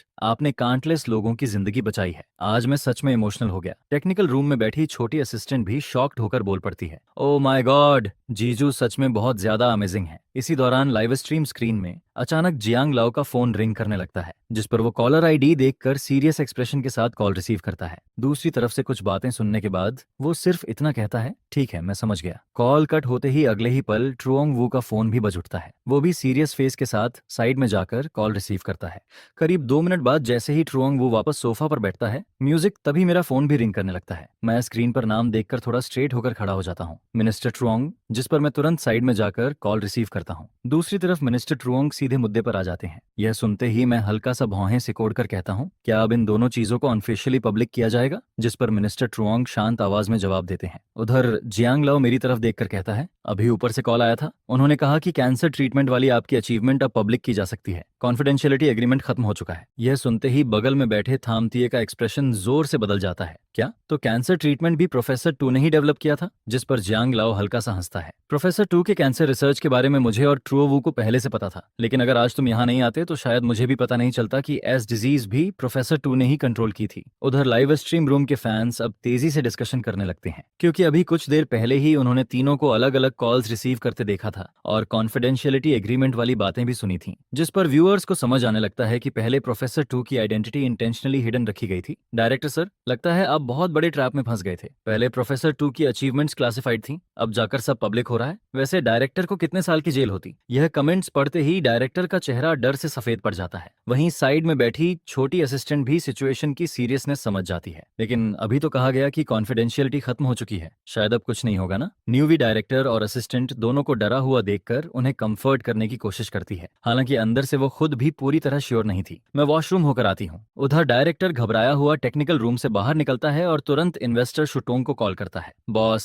क्या आप लाइव स्ट्रीम देख रहे हैं? जिस पर दूसरी तरफ शुटोंग तुरंत कॉल उठा लेते हैं। मैं शुरू से लाइव स्ट्रीम देख रहा हूँ, कोई बड़ी बात नहीं है। प्रोफेसर टू की आइडेंटिटी पहले क्लासिफाइड थी, लेकिन अभी कॉन्फिडेंशियलिटी ऑफिशियली खत्म हो चुकी है। बाकी चीजें मैं संभाल लूंगा। लेकिन डायरेक्टर फिर भी नर्वस होकर पूछता है, सर सच में कोई प्रॉब्लम नहीं होगी? हमने डाउ यूनिवर्सिटी के प्रिंसिपल और 2 स्टेट फार्मास्यूटिकल चेयरमैन तक लाइव स्ट्रीम में दिखा दिए हैं। जिस पर शुटोंग शांत आवाज में कहते हैं, मैंने कहा ना सब हैंडल हो जाएगा, तुम बस अपना काम करो। लेकिन डायरेक्टर अभी भी पूरी तरह काम नहीं हो पाता। सर, मुझे क्लियर एश्योरेंस चाहिए। यह सुनकर दूसरी तरफ कुछ पल के लिए साइलेंस छा जाता है। फिर शुटोंग धीरे से कहते हैं, ये सब ऊपर वालों की परमिशन से हो रहा है। उन्होंने इंटेंशनली लाइव स्ट्रीम के जरिए प्रोफेसर टू की पॉपुलैरिटी बढ़ाने का फैसला किया है। यह सुनते ही डायरेक्टर की आंखें चौड़ी हो जाती हैं। मैं समझ गया सर। फिर शुटोंग वार्निंग देते हैं, लेकिन ये बात किसी और को मत बताना। ऊपर वालों के अपने प्लान्स हैं, हमें बस फॉलो करना है। जिस पर डायरेक्टर तुरंत एक्साइटेड होकर प्रॉमिस करता है, मैं किसी को कुछ नहीं बताऊंगा, मैं प्रॉपर्ली काम करूंगा। कॉल कट होते ही डायरेक्टर लंबी सांस छोड़ता है। उसके अंदर का सारा टेंशन आखिरकार खत्म हो जाता है। टेक्निकल रूम में वापस लौटते ही छोटी असिस्टेंट तुरंत पूछती है, डायरेक्टर सर, कोई प्रॉब्लम तो नहीं होगी ना?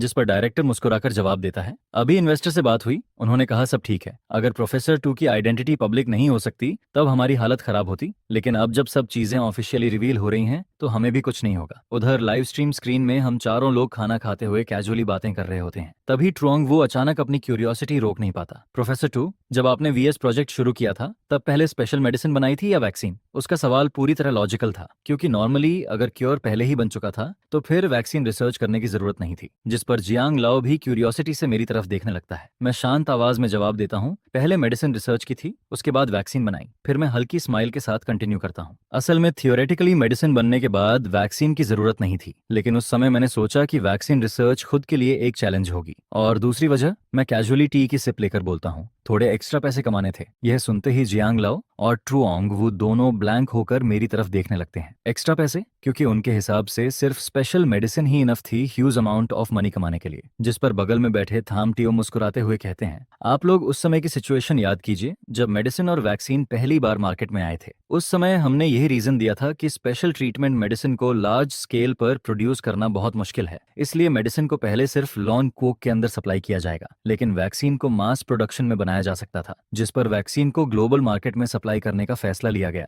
यह सुनते ही जियांग लाओ और ट्रुओंग वू को अचानक सब समझ आने लगता है। उस साल जब यह खबर पहली बार पब्लिक हुई थी तब पूरी दुनिया ने उस पर शक किया था, लेकिन जैसे जैसे एक एक पेशेंट रिकवर होने लगा वैसे वैसे क्रिटिसाइज करने वाले लोगों के मुंह बंद होने लगे। उस दिन के बाद पूरी दुनिया ताई हो फार्मास्यूटिकल पर प्रेशर डालने लगी कि वो ट्रीटमेंट मेडिसिन को लार्ज स्केल पर प्रोड्यूस करे, लेकिन ताई हो फार्मास्यूटिकल ने सीधे अनाउंसमेंट जारी कर दिया, मेडिसिन के कुछ इंग्रेडिएंट्स को एक्सट्रैक्ट करना बेहद मुश्किल है, इसलिए अगले 10 सालों तक यह सिर्फ लॉन क्वोक के डोमेस्टिक मार्केट में ही सप्लाई की जाएगी। हालांकि वैक्सीन को लार्ज क्वांटिटी में प्रोड्यूस किया जा सकता है। भले ही फॉरेन कंट्रीज इस एक्सप्लेनेशन पर विश्वास नहीं करती थीं, लेकिन उनके पास कोई दूसरा ऑप्शन भी नहीं था। आखिरकार उन्हें पीछे हटकर वैक्सीन एक्सेप्ट करनी पड़ी। कुछ कंट्रीज ने सीक्रेटली वैक्सीन को कॉपी करने की कोशिश भी की, लेकिन हर बार रिजल्ट सिर्फ फेलियर ही रहा, जिस पर पूरी दुनिया मजबूरी में ताई हो फार्मास्यूटिकल से ह्यूज क्वांटिटी में वैक्सीन खरीदने लगती है। जियांग लाओ एंड ट्रुओंग वो पुराने दिनों को याद करके अंदर ही अंदर बेहद सैटिस्फाइड फील करने लगते हैं। उधर लाइव स्ट्रीम रूम के व्यूअर्स को भी कई साल पहले की बातें याद आने लगती हैं। उस समय समय सच में बहुत मजा आया था।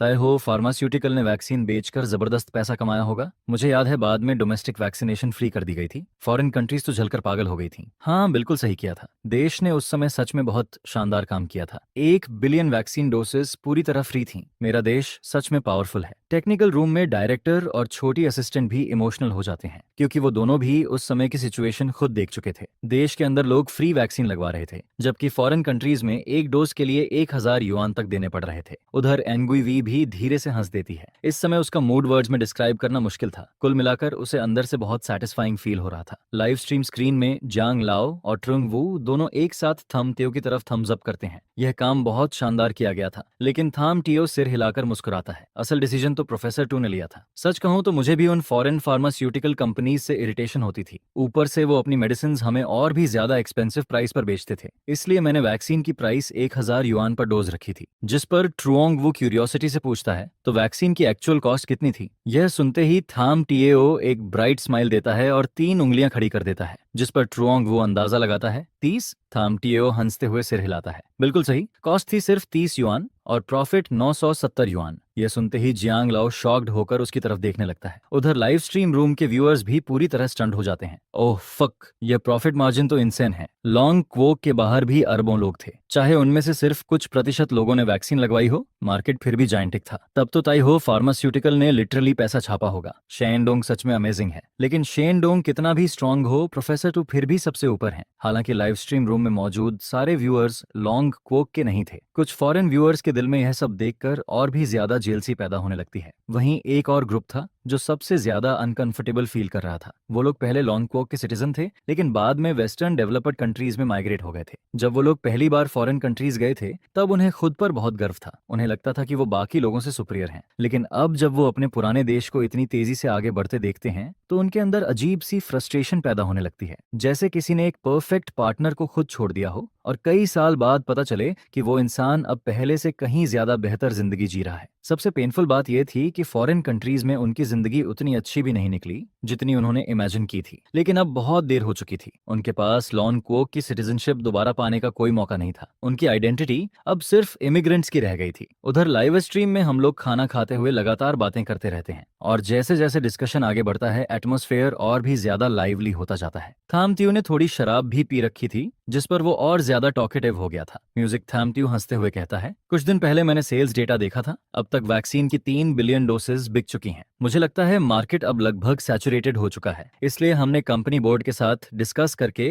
वैक्सीन सेल बंद करने का फैसला लिया है। अब हम ऑफिशियली ट्रीटमेंट मेडिसिन बेचने की तैयारी कर रहे हैं। यह सुनते ही ट्रुंग वू क्यूरियोसिटी से पूछता है, तो ट्रीटमेंट मेडिसिन की प्राइसिंग क्या होगी? जिस पर थामत्यू सबके सामने एक उंगली उठाता है। 10,000 युआन पर बॉक्स और बीमारी को पूरी तरह क्योर करने के लिए 3 बॉक्सेस चाहिए होंगी। जांगलाओ कुछ पल सोचने के बाद कहता है, इस समय फॉरेन कंट्रीज में उस बीमारी के पेशेंट्स की संख्या बहुत ज्यादा है। मतलब मेडिसिन खरीदने वाले लोगों की कमी नहीं होगी। जिस पर थामत्यू सिर हिलाता है। एग्जैक्टली, भले ही परसेंटेज ज्यादा ना हो लेकिन ओवरसीज पेशेंट्स की टोटल पॉपुलेशन बहुत बड़ी है, इसलिए बायर्स की कमी नहीं होगी। तभी ट्रुओंग वू फिर पूछता है, तो एक बॉक्स मेडिसिन की प्रोडक्शन कॉस्ट कितनी है? यह सुनते ही थामटियाओ हल्का सा हंसता है। कॉस्ट ज्यादा नहीं है, सिर्फ 530 युआन पर बॉक्स। ये सुनते ही जियांगलाओ और ट्रुओंग वू दोनों फ्रीज हो जाते हैं। 530 की कॉस्ट और सेलिंग प्राइस 10,000, मतलब 9,000 युआन से ज्यादा का प्रॉफिट। लेकिन थाम टियू पूरी तरह काम एक्सप्रेशन के साथ हंसता रहता है। फॉरेन फार्मास्यूटिकल कंपनीज जब हमें मेडिसिन बेचती थीं तब उनका प्रॉफिट इससे भी ज्यादा होता था। हम सिर्फ 10,000 युआन पर बॉक्स चार्ज कर रहे हैं। ये पहले से ही काफी कॉन्शियस वाला प्राइस है। फिर वो कैजुअली मेरी तरफ देखकर जोड़ता है, वैसे मेडिसिन प्राइसिंग में प्रोफेसर टू भी शामिल थे। यह सुनते ही मैं हल्की स्माइल के साथ कहता हूँ, फाइनल प्राइसिंग डिसीजन मैंने ही लिया था। प्राइस भले ही हाई हो लेकिन फॉरेन फार्मास्यूटिकल कंपनीज भी तो अपनी मेडिसिन हमें बहुत एक्सपेंसिव रेट्स पर बेचती थी। मैं एक साइंटिस्ट हूँ। लोग कहते हैं साइंस की कोई बॉर्डर्स नहीं होती। इस बात से मैं सहमत हूँ। साइंस की बॉर्डर्स नहीं होती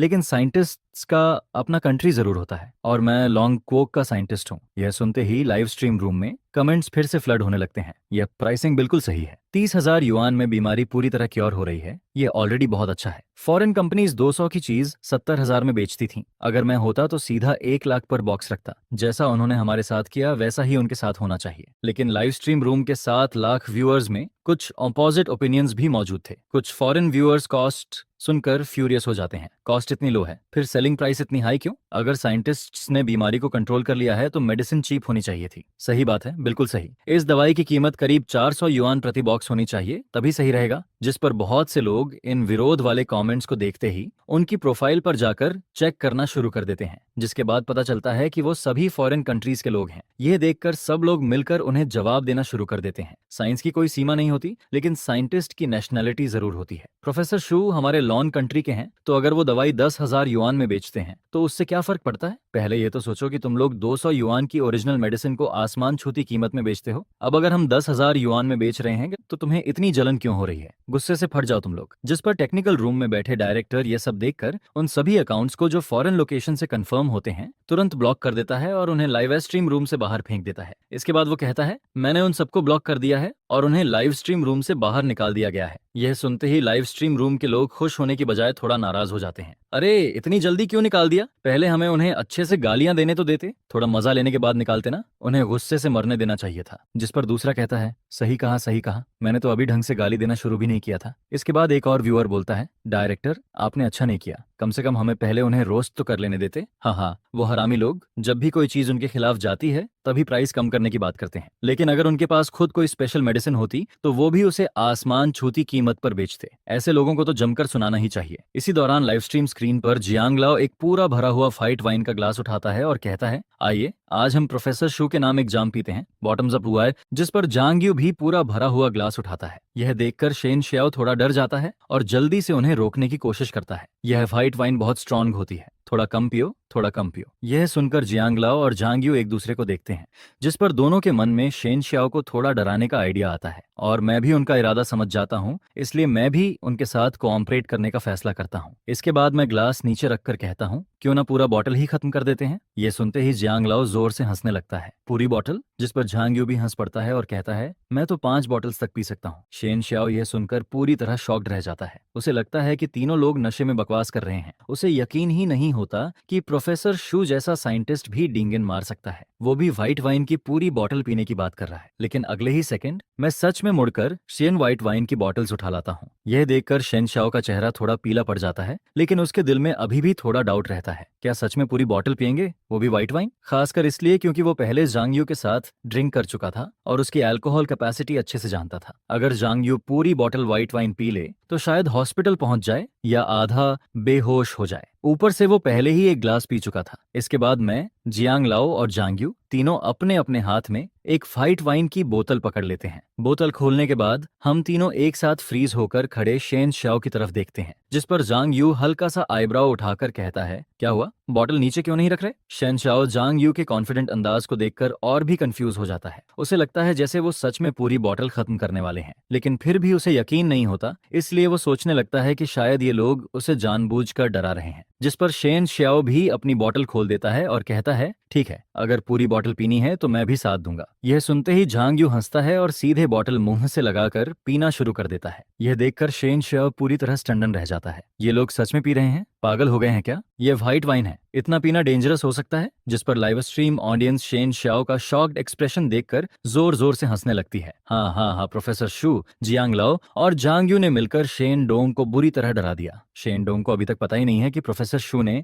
हैंगओवर कैप्सूल भी बना लिया है। उसका डरा हुआ चेहरा काफी क्यूट लग रहा है। सच में मुझे लगा था साइंटिस्ट्स हमेशा सीरियस रहते हैं, लेकिन प्रोफेसर शू तो लोगों को डराने में भी मजा लेते हैं। टेक्निकल रूम में बैठी छोटी असिस्टेंट मुस्कुराकर विवी की तरफ देखती है और कहती है, सिस्टर विवी, ब्रदर शू तो काफी इंटरेस्टिंग निकले। जिस पर विवी हल्का सा मुस्कुराती है, लेकिन कुछ नहीं बोलती। वो बस लाइव स्ट्रीम स्क्रीन को ध्यान से देखती रहती है, जहां उसका प्यारा हस्बैंड मौजूद होता है। लाइव स्ट्रीम स्क्रीन में 1 मिनट से भी कम समय में हम तीनों अपनी अपनी पूरी बोतल खत्म कर देते हैं। बोतल नीचे रखने के बाद हम सब एक साथ शेन श्याओ की तरफ देखते हैं। यह देखकर शेन श्याओ के माथे पर पसीना आ जाता है और वो मुझसे कहता है, अगर मैं इतनी तेजी से पूरी बोतल खत्म कर दूं तो मुझे सीधे इमरजेंसी रूम जाना पड़ेगा। जिस पर जांग यू हंसते हुए जवाब देता है, कोई बात नहीं, मैं एम्बुलेंस बुला दूंगा। यह सुनकर शेन श्याओ के चेहरे पर ब्लैक लाइंस आ जाती हैं। क्या शराब पीने के लिए फोर्स नहीं करना चाहिए? मैं शेन श्याओ का परेशान चेहरा देखकर हंस पड़ता हूँ और कहता हूँ, पी लो, वैसे भी तुम्हें मेरी नई हैंगओवर कैप्सूल टेस्ट करने का मौका मिल जाएगा। Hangover capsule? यह सुनते ही शेन श्याओ थोड़ा चौंक जाता है। नाम सुनकर ही उसे लगता है कि यह मेडिसिन इंसान को जल्दी सोबर कर सकती है। इसके बाद वो जियांग लाओ और झांग यू की तरफ देखता है और नोटिस करता है कि दोनों बिल्कुल काम है, जिससे उसे समझ आ जाता है कि इन दोनों को पहले से कैप्सूल के बारे में पता था। शायद उन्होंने पहले ही कैप्सूल ले भी लिया हो। अब समझ आया, इसलिए ये लोग इतने कॉन्फिडेंट थे, इसलिए पूरी बॉटल पीने की हिम्मत कर रहे थे। जिस पर शेन श्याओ के मन में एक्साइटमेंट जागती है। प्रोफेसर शू ने इतनी अमेजिंग मेडिसिन भी बना ली। अगले ही सेकंड शेन श्याओ भी सिर पीछे करके पूरी बॉटल खत्म कर देता है। यह देखकर मैं 4 हैंगओवर कैप्सूल्स निकालता हूँ और हर किसी को एक एक कैप्सूल दे देता हूँ।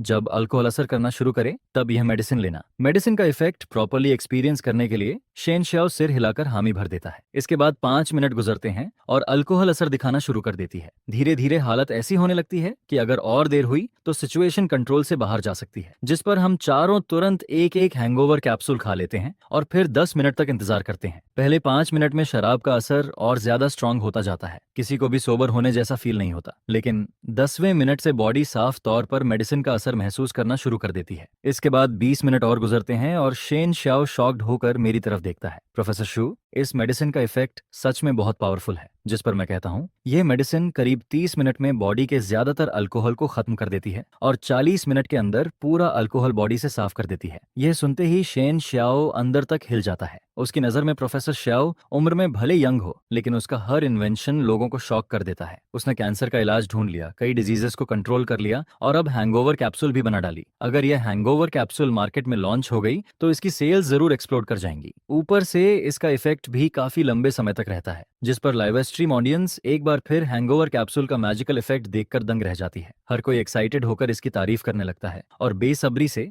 इसके मार्केट में आने का इंतजार करने लगता है। अभी तक पता नहीं चला कि यह मेडिसिन आखिर कब मार्केट में आएगी। अगर यह मेडिसिन आ गई तो फिर शराब पीने से डर ही नहीं लगेगा। जिस पर एक व्यूअर कमेंट करता है, मैं बार में काम करता हूँ, इस फील्ड में अगर कोई अच्छी ड्रिंकिंग कैपेसिटी रखता है तो समझो उसके पास सब कुछ है। अगर यह मेडिसिन मिल गई तो मेरी इनकम काफी बढ़ जाएगी। इसके बाद दूसरा व्यूअर कहता है, भले ही लॉन्च हो लेकिन शायद इसे आने में 1-2 साल और लगेंगे। दूसरी तरफ जियांगनान सिटी पुलिस ब्यूरो के चीफ डायरेक्टर के ऑफिस में झांग जियांगो इस समय लाइव स्ट्रीम देख रहा होता है। कुछ दिन पहले ऊपर से लोगों ने उसे शुजे से मिलने के लिए कहा था और यह भी कहा था कि वह लाइव स्ट्रीम में दिखाई दे ताकि शुजरे की पॉपुलैरिटी और बढ़ सके।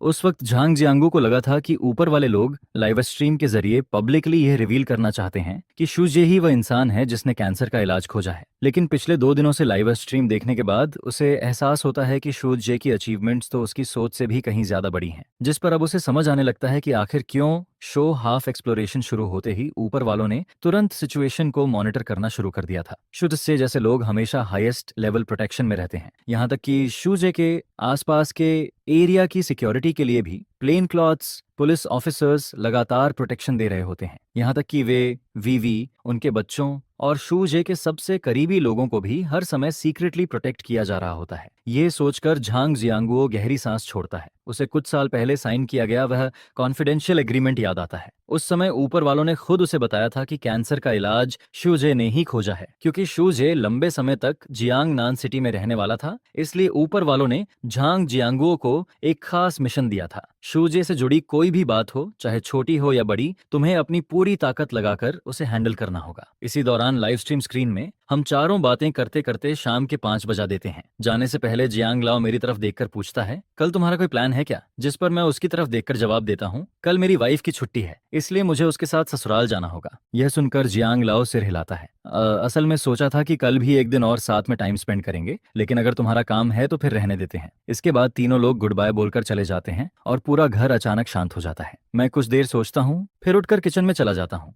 मुझे विवी के घर लौटने से पहले 3 डिशेस तैयार करनी होती हैं ताकि मेरी वाइफ अच्छा खाना खा सके। शाम के करीब 5:30 बजे मैं विवी को एक मैसेज भेजता हूँ। मैसेज देखते ही विवी के दिल में अचानक अजीब सा दर्द महसूस होता है, खासकर तब जब उसे पता चलता है कि उसके हस्बैंड ने उस खतरनाक एस डिजीज को भी कंट्रोल कर लिया है। उसे अच्छी तरह याद होता है कि उस बीमारी का नाम सुनते ही लोग डर से कांप उठते थे और शुजे ने उस बीमारी का इलाज खोजने के लिए जरूर काउंटलेस इन्फेक्टेड सैंपल्स के कांटेक्ट में काम किया होगा। अगर रिसर्च के दौरान उसे इन्फेक्शन हो जाता तो सब खत्म हो सकता था। जिस पर विवी कुछ देर मैसेज को देखती रहती है, फिर धीरे से रिप्लाई भेज देती है। फोन रखकर विवी डायरेक्टर और छोटी असिस्टेंट से कहती है थोड़ी देर बाद जब मैं घर पहुंच जाऊंगी तब लाइव स्ट्रीम बंद कर दूंगी, जिस पर डायरेक्टर और असिस्टेंट दोनों कोई ऑब्जेक्शन नहीं करते। और हैरानी की बात यह होती है कि लाइव स्ट्रीम ऑडियंस भी इसका विरोध नहीं करती, बल्कि विवी को पूरा सपोर्ट देती है। विवी कमेंट्स पर एक नजर डालती है और फिर उन्हें इग्नोर कर देती है। कुछ ही देर बाद विवी घर पहुंच जाती है। उसकी आंखों में प्यार साफ नजर आता है और वह धीरे धीरे मेरे पास आकर खड़ी हो जाती है। हब्बी, वह बेहद नरम आवाज में मुझे पुकारती है। इसके बाद वह अपनी बाहें मेरे गले के चारों तरफ डाल देती है।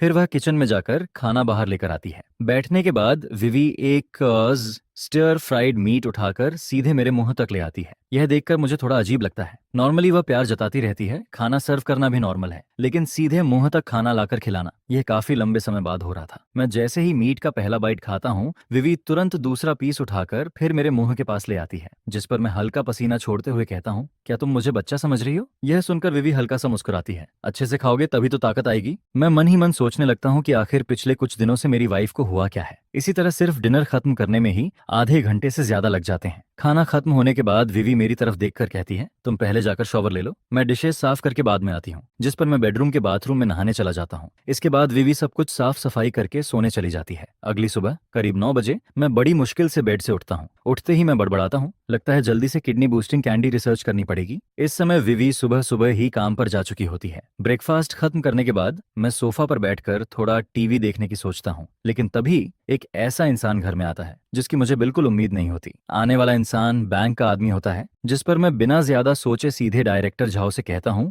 बाकी सारा पैसा कंट्री को डोनेट कर दीजिए, उसे मिलिट्री फंड्स में इस्तेमाल किया जाए। कॉल खत्म करने के बाद मुझे अचानक कुछ याद आता है। मैं तुरंत फोन निकालकर झांग्यू को कॉल करता हूँ। कॉल कनेक्ट होते ही झांग्यू हंसकर कहता है, प्रोफेसर शू, अभी अलग हुए ज्यादा वक्त भी नहीं हुआ और आपको मेरी याद आ गई? जिस पर मैं हंसते हुए जवाब देता हूँ, मेरे पास फ्लू और न्यूमोनिया की ट्रीटमेंट प्रिस्क्रिप्शन है। इस मेडिसिन का साइड इफेक्ट लगभग ना के बराबर है। अगर सीवियर फ्लू हो तो मैक्सिमम 3 दिन में पूरी तरह ठीक हो जाएगा, और अगर हल्का फ्लू हो तो सिर्फ 1 दिन में रिकवर हो जाएगा। हाँ, और पहले जिस हैंगओवर कैप्सूल की बात की थी उसका फॉर्मूला भी तैयार है। यह सुनते ही जांग्यू एक्साइटेड होकर बोल पड़ता है, मैं अभी तुरंत फ्लाइट बुक करता हूँ। मास प्रोडक्शन शुरू होने के बाद आप 1 साल में हजारों अरब कमा सकते हैं। लेकिन मैं बिल्कुल काम होकर जवाब देता हूँ, मेरे जैसे इंसान को कंट्री ने नर्चर किया है, इसलिए मुझे पैसों में कोई इंटरेस्ट नहीं है। मैं जो कमाता हूँ उसका ज्यादातर हिस्सा डोनेट कर देता हूँ। इन मेडिसिन को बनाने का मेरा मकसद ह्यूमैनिटी की मदद करना है, और सबसे जरूरी मेडिसिन प्राइसेस को नीचे लाना है। सबसे अच्छा तो यह होगा कि वो लालची फार्मास्यूटिकल कंपनीज पूरी तरह बैंकरप्ट हो जाएं। जिस पर दूसरी तरफ बैठे जांग्यू के चेहरे पर गहरी रिस्पेक्ट दिखाई देने लगती है। उसकी आंखें एडमिरेशन से भर जाती हैं। इसके बाद मैं एक और फोन करता हूं,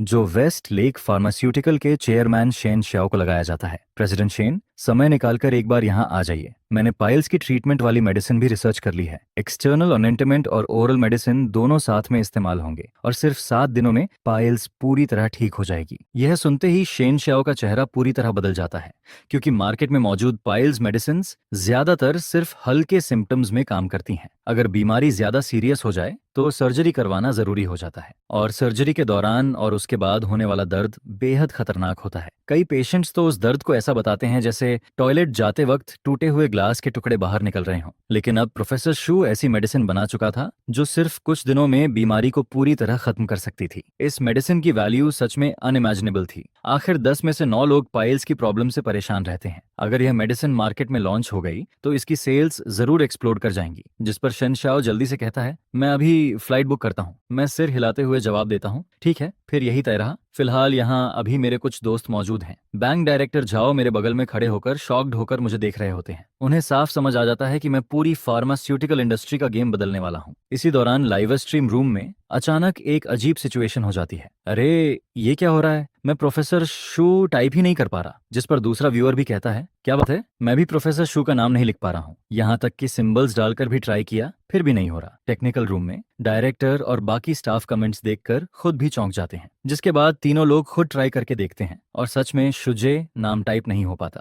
जिस पर छोटी असिस्टेंट कहती है, वी चैट पर ट्राई करके देखो। इसके बाद असिस्टेंट तुरंत वे वीवी को एक मैसेज भेजती है। मैसेज में सिर्फ 2 शब्द होते हैं, शुजे। लेकिन अगले ही सेकंड वीवी अपने फोन को घूरते हुए भौहें सिकोड़ लेती है। मुझे तो कुछ रिसीव ही नहीं हुआ। यह सुनकर असिस्टेंट थोड़ा कंफ्यूज्ड हो जाती है, क्योंकि उसकी तरफ से मैसेज सक्सेसफुली सेंड हो चुका होता है। इसी पल सबको एहसास होने लगता है कि ऊपर वालों ने ऑफिशियली एक्शन ले लिया है। इसके बाद लाइव स्ट्रीम में एक और व्यूअर कमेंट करता है, अब तो शो का नाम भी सर्च नहीं हो रहा, आखिर हो क्या रहा है। मैंने अभी अपनी माँ से सर्च करवाया, लेकिन अब कुछ भी नहीं मिल रहा। जिस पर लाइव स्ट्रीम ऑडियंस को बिल्कुल अंदाजा नहीं होता कि आउटसाइड वर्ल्ड में इस समय एक बहुत बड़ा ऑफिशियल अनाउंसमेंट जारी होने वाला है। टेक्निकल रूम में डायरेक्टर अभी इन्वेस्टर्स को कॉल करने ही वाला होता है कि तभी उसके फोन पर सीईओ का मैसेज आ जाता है, शो को नॉर्मल तरीके से कंटिन्यू करो। मैसेज पढ़कर डायरेक्टर भी अपनी कंफ्यूजन रोक नहीं पाता, ये सब आखिर हो क्या रहा है। अब बहुत से लोग लाइव स्ट्रीम रूम का एंट्री पॉइंट तक नहीं ढूंढ पा रहे, यहाँ तक कि प्रोफेसर शू का नाम भी सर्च नहीं हो रहा। जिस पर सामने से जवाब आता है, ऊपर वालों ने इंटरवेंशन किया है, अब लाइव स्ट्रीम में कोई नया व्यूअर एंटर नहीं कर पाएगा, सिर्फ पुराने व्यूअर्स ही फ्रीली अंदर बाहर आ सकेंगे। बाकी चीजों की चिंता मत करो, बस लाइव स्ट्रीम को अच्छे से कंटिन्यू करो। और हाँ, अगले 2 दिनों तक न्यूज पर खास ध्यान देना। डायरेक्टर फोन रखता है और लाइव स्ट्रीम ऑडियंस से कहता है, मुझे अभी इन्फॉर्मेशन मिली है कि शो और प्रोफेसर शू के नाम से जुड़ी प्रॉब्लम ऊपर वालों की इंटरवेंशन की वजह से हुई है। पुराने व्यूअर्स अभी भी फ्रीली आ जा सकते हैं, लेकिन लाइव स्ट्रीम रूम में नए व्यूअर्स को एंट्री नहीं मिलेगी। यह सुनते ही लाइव स्ट्रीम ऑडियंस को जैसे अचानक सब समझ आने लगता है, तो ऊपर वालों ने एक्शन लिया है। लेकिन ऐसा क्यों? प्रोफेसर शू ने इतनी डेंजरस डिजीजेस को क्योर किया है, लॉजिक से देखें तो उनकी पॉपुलैरिटी बढ़नी चाहिए थी, फिर अब उल्टा रिस्ट्रिक्शंस क्यों लग रहे हैं। डायरेक्टर कमेंट्स देखकर खुद भी कंफ्यूज्ड महसूस करता है, जिसके बाद वह सिर्फ इतना कह पाता है, इन दिनों न्यूज़ेस ज्यादा देखिए, शायद वहीं आपको जवाब मिल जाए। दूसरी तरफ विवी की माँ पिछले 2 दिनों से पूरी तरह शॉक में जी रही होती है। वह कई बार सीधे अपने सन इन लॉ से पूछना चाहती है, लेकिन वह समझती है कि अगर शुजे को लाइव स्ट्रीम के बारे में पता चल गया तो शायद यह पूरा शो ही बंद हो जाएगा। जिस पर अचानक उसके मन में दूसरा आइडिया आता है। वह तुरंत फोन निकालकर शुजे की माँ को कॉल करती है। कॉल कनेक्ट होते ही दूसरी तरफ से आवाज आती है, अरे समधन जी, काफी दिनों बाद कॉल किया, सब ठीक है ना? जिस पर विवी की माँ थोड़ा काम होकर पूछती है, मैं आपसे एक बात पूछना चाहती हूँ, क्या आपको पता है कि कैंसर की स्पेशल मेडिसिन किसने बनाई? दूसरी तरफ शुजे की माँ हंस पड़ती है, अरे वह तो हमारे श्याओजे ने बनाई है। क्यों, क्या हुआ? यह सुनते ही विवी की माँ पूरी तरह स्पीचलेस हो जाती है। इतना कैजुअली बता दिया? इसके बाद वह फिर पूछती है, तो फिर वह एस डिजीज वाली क्योर भी वह भी श्याओजे ने ही बनाई है। इसके बाद श्याओजे की माँ अचानक पूछती है, क्या तुम भी हाफ एक्सप्लोरेशन शो देख रही हो? हाँ हाँ बिल्कुल। जिस पर जूजरे की माँ हंसते हुए कहती है, कहीं ऐसा तो नहीं कि तुम्हें अभी इस शो से पता चला कि मेरा बेटा कैंसर और एस डिजीज दोनों क्योर कर चुका है? नहीं, हमें तो कई साल पहले से पता है, बस हमने कॉन्फिडेंशियलिटी एग्रीमेंट साइन किया हुआ है, इसलिए किसी को बता नहीं सकते थे। यह सुनते ही विवी की माँ गहरी सांस लेती है। श्याओजे ने दुनिया की इतनी बड़ी प्रॉब्लम सॉल्व कर दी और आप लोगों को जरा भी शौक नहीं हुआ? जिस पर शुजे की माँ हंसते हुए जवाब देती है, शौक क्यों को होंगे, श्याओजे बचपन से ही जीनियस था। 5 साल की उम्र में सारे चाइनीज कैरेक्टर्स पहचान लेता था, स्कूल में हमेशा टॉप रैंक लाता था, कॉलेज एंट्रेंस एग्जाम में नेशनल टॉपर बना था और हाँ, हाई स्कूल के दौरान ही वह 6 लैंग्वेजेस फ्लुएंटली बोलता था, इसलिए अब वह कुछ भी कर दे हमें हैरानी नहीं होती। इसके बाद वह अचानक रुक जाती है। वैसे 19 साल की उम्र में भी वह कुछ बन गया था। अरे नहीं, अभी नहीं बता सकती। यह सुनकर विवी की माँ तुरंत पूछती है, क्या बना था? जिस पर दूसरी तरफ से जवाब आता है, अभी नहीं बता सकती, अगले महीने की 1 तारीख को तुम्हें खुद पता चल जाएगा। यह सुनकर विवी की माँ बिल्कुल काम नहीं रह पाती, क्योंकि शुजे की माँ की बातों से साफ लग रहा होता है कि शुजरे के पास अभी भी कोई बहुत बड़ा सीक्रेट छिपा हुआ है। इसी दौरान लाइव स्ट्रीम स्क्रीन में मैं और डायरेक्टर जो आराम से ड्रिंक करते हुए बातें कर रहे होते हैं, तभी अचानक हम दोनों के फोन्स पर एक साथ नोटिफिकेशन साउंड आती है। फोन स्क्रीन पर ऑफिशियल मीडिया की तरफ से एक ब्रेकिंग न्यूज दिखाई देती है। 9 तारीख से अलग अलग रैंकिंग्स ऑफिशियली अनाउंस की जाएंगी। कल दुनिया की बिलियनियर रैंकिंग जारी होगी। लगभग उसी समय पूरे देश के काउंटलेस लोगों के फोन्स पर भी यही नोटिफिकेशन पहुंच जाती है, जिस पर बहुत से लोग कंफ्यूज्ड हो जाते हैं। World billionaire ranking official media क्यों अनाउंस कर रही है? और ऐसा लग रहा है कि बिलियनियर रैंकिंग के अलावा भी कई रैंकिंग्स आने वाली हैं। लाइव स्ट्रीम ऑडियंस में भी बहुत से लोगों ने यह न्यूज देख ली होती है। प्रोफेसर शू के पास 4000 बिलियन लॉन कंट्री करेंसी है। अगर उनका नाम रैंकिंग में आया तो वह दुनिया के सबसे अमीर इंसान बन जाएंगे। अब समझ आया, इसलिए प्रोफेसर शू का नाम बैनर्ड वर्ड बन चुका है। इसीलिए लाइव स्ट्रीम नए फॉलोअर्स एक्सेप्ट नहीं कर रही। ऊपर वाले शायद उन्हें जरूरत से ज्यादा पब्लिक एक्सपोजर से बचाना चाहते हैं। मुझे पूरा यकीन है कि प्रोफेसर शू का नाम बिलियनियर रैंकिंग में जरूर आएगा। हे भगवान, अगर सच में प्रोफेसर शू दुनिया के रिचेस्ट पर्सन निकले तो पूरी दुनिया दंग रह जाएगी। टेक्निकल रूम में बैठी हुए वीवी भी ये सोचकर बेहद एक्साइटेड हो जाती है। क्या सच में शुजे का नाम बिलियनियर रैंकिंग में आएगा? और अगर सच में वह दुनिया के रिचेस्ट पर्सन की पोजीशन पर दिखाई दिया, सिर्फ ये सोचकर ही उसका दिल एक्साइटमेंट से तेजी से धड़कने लगता है। धीरे धीरे समय दोपहर के 2 बजे से आगे निकल जाता है, जिस पर डायरेक्टर जाओ उठकर जाने लगता है और मुस्कुराते हुए कहता है, प्रोफेसर शू, शायद कल आपका नाम बिलियनेयर रैंकिंग में दिखाई दे। मैं सिर्फ हल्का सा मुस्कुरा देता हूँ, लेकिन कुछ नहीं कहता। डायरेक्टर झाओ के जाने के बाद मैं फोन उठाकर सीधे मिनिस्टर झांग को कॉल करता हूँ। कॉल कनेक्ट होते ही मैं बिना घुमाए सीधा पूछता हूँ, मिनिस्टर झांग, न्यूज में कहा जा रहा है कि कल दुनिया की बिलियनेयर रैंकिंग अनाउंस होगी। मैं थोड़ा शॉक्ड होकर पूछता हूँ, तो क्या मेरा नाम उस रैंकिंग में दिखाई नहीं देगा? जिस पर दूसरी तरफ मिनिस्टर झांग हंसते हुए कहते हैं, इस रैंकिंग का तुमसे बहुत बड़ा कनेक्शन है। ऊपर वाले चाहते हैं कि पूरी दुनिया लॉन कंट्री की ताकत को नोटिस करे। इसके बाद मिनिस्टर झांग अचानक सीरियस हो जाते हैं। पिछले कुछ सालों में हमारे देश की साइंस और टेक्नोलॉजी बहुत तेजी से ग्रो हुई है। कई फील्ड्स में हम डेवलप्ड कंट्रीज को कैचअप कर चुके हैं और कुछ जगहों पर तो वेस्टर्न सुपर पावर्स को भी पीछे छोड़ चुके हैं। लोगों का कॉन्फिडेंस भी पहले से कहीं ज्यादा बढ़ गया है। इस बार रैंकिंग्स को पब्लिक करने का मकसद नेशनल प्राइड को और मजबूत करना है। साथ ही यह पूरी दुनिया के लिए एक वार्निंग भी होगी। अगले दिन सुबह ठीक 10 बजे पूरे देश के फोन्स और टीवीज पर एक जैसी स्क्रीन दिखाई देने लगती है। स्क्रीन पर बड़े अक्षरों में लिखा होता है, वर्ल्ड बिलियनेयर रैंकिंग, जिस पर नीचे राइट कॉर्नर में एक लाइन दिखाई देती है, हर आधे घंटे में एक नया नाम रिवील किया जाएगा। दुनिया भर के बिलियनियर्स और फाइनेंशियल टाइकून्स को भी लॉन कंट्री की ऑफिशियल मीडिया से यह नोटिफिकेशन मिल जाती है कि दुनिया के टॉप 10 रिचेस्ट पीपल की रैंकिंग पब्लिक की जाएगी। यह देखकर हर कोई कंफ्यूज्ड हो जाता है, क्योंकि टॉप 10 में अभी तक एक भी लॉन कंट्री का बिलियनियर नहीं था। तो फिर ऐसी रैंकिंग पब्लिक करने का फायदा क्या था? इससे तो दूसरे देशों की प्रेस्टीज बढ़ती, जिस पर पूरी दुनिया सवालों से भरी हुई क्वाइटली रिजल्ट का इंतजार करने लगती है। अब सिर्फ 5 मिनट बाकी हैं। इसी दौरान पूरी दुनिया पहली रैंकिंग रिवील होने का इंतजार करती है। काउंटडाउन खत्म होते ही टीवी स्क्रीन पर धीरे धीरे 10वें नंबर का नाम उभर कर आता है। Rank 10, personal assets $93.4 billion. यह देखते ही पूरी दुनिया में हंगामा मच जाता है। यह इम्पॉसिबल है, रैंकिंग में जरूर गलती हुई है। एक्स बेजोस तो पहले 9वें नंबर पर होना चाहिए था। पिछली बिलियनियर रैंकिंग को सिर्फ कुछ महीने हुए हैं, इतनी जल्दी रैंकिंग कैसे बदल सकती है? इसी दौरान एक लग्जरी विला में बैठा स्लाई कंप्यूटर स्क्रीन को घूर रहा होता है। उसकी भौहें कसकर सिकुड़ जाती हैं। 3 महीने पहले तक वह 9वें नंबर पर था, लेकिन अब उसे सीधे 10वें नंबर पर धकेल दिया गया था। आखिर वह कौन है जिसने मुझे पीछे छोड़ दिया? जिस पर दुनिया भर के टॉप बिलियनियर्स और फाइनेंशियल ब्लॉगर्स भी पूरी तरह कंफ्यूज्ड हो जाते हैं। इसी दौरान लाइव स्ट्रीम रूम में फैंस लगभग पागल होने लगते हैं। मैं कमेंट्स में लिखना चाहता हूँ, लेकिन प्रोफेसर का नाम टाइप ही नहीं कर पा रहा। हमें पता है वह कौन है, लेकिन हम उसका नाम बोल ही नहीं सकते। बहुत फ्रस्ट्रेटिंग है। मैं अभी क्वान मई के लाइव स्ट्रीम रूम में जाकर सवाल पूछने वाला हूँ। ये बहुत इरिटेटिंग है। चलो सब लोग क्वान मई के लाइव स्ट्रीम रूम में चलते हैं और जवाब मांगते हैं। यह कहते ही काउंटलेस लोग तुरंत करंट लाइव स्ट्रीम छोड़कर क्वान मई के लाइव स्ट्रीम रूम में घुस जाते हैं। सिर्फ 30 सेकंड्स के अंदर करंट लाइव स्ट्रीम की व्यूअर्स काउंट 1.5 मिलियन से घटकर सीधे 1 मिलियन पर पहुंच जाती है। टेक्निकल रूम में डायरेक्टर यह देखकर पूरी तरह स्टन्ड रह जाता है। दूसरी तरफ क्वान मई के लाइव स्ट्रीम रूम में सिर्फ 30 सेकंड्स में 5 लाख से ज्यादा नए लोग फ्लड की तरह घुस जाते हैं और देखते ही देखते वहां लाइव व्यूअर्स की संख्या 5 मिलियन क्रॉस कर जाती है, जिस पर काउंटलेस लोग क्वान मई से सवाल पूछना शुरू कर देते हैं। ऐसी रैंकिंग पब्लिक करने का फायदा क्या है, जिससे हमारी साइड की प्रेस्टीज कम हो रही है? मैं डिमांड करता हूं कि यह रैंकिंग अनाउंस करना बंद किया जाए। इसी दौरान लाइव स्ट्रीम अचानक आइडेंटिकल कमेंट से स्पैम होने लगता है। ऑफिशियल मीडिया यह रैंकिंग इसलिए पब्लिक कर रही है क्योंकि दुनिया का सबसे अमीर इंसान लॉन कंट्री का है, और वह इंसान ऐसा है जिसकी आपने कभी कल्पना भी नहीं की होगी। यह पढ़कर रूम के बाकी लोग पूरी तरह स्टन्ड रह जाते हैं। क्या बकवास है? ये सच है या फेक? अगर रिचेस्ट पर्सन लॉन्ग कंट्री का है तो आखिर वह कौन है? जल्दी बताओ। लेकिन जिन्हें सच्चाई पता होती है वे चाहकर भी कुछ नहीं बता पाते, क्योंकि सभी इंपॉर्टेंट कीवर्ड्स पहले ही बैंड हो चुके होते हैं। जिस पर ऑफिशियल लाइव स्ट्रीम स्क्रीन में 9वें नंबर का नाम रिवील होता है। रैंक 9 टीजेपी, American citizen, personal assets $97.2 billion.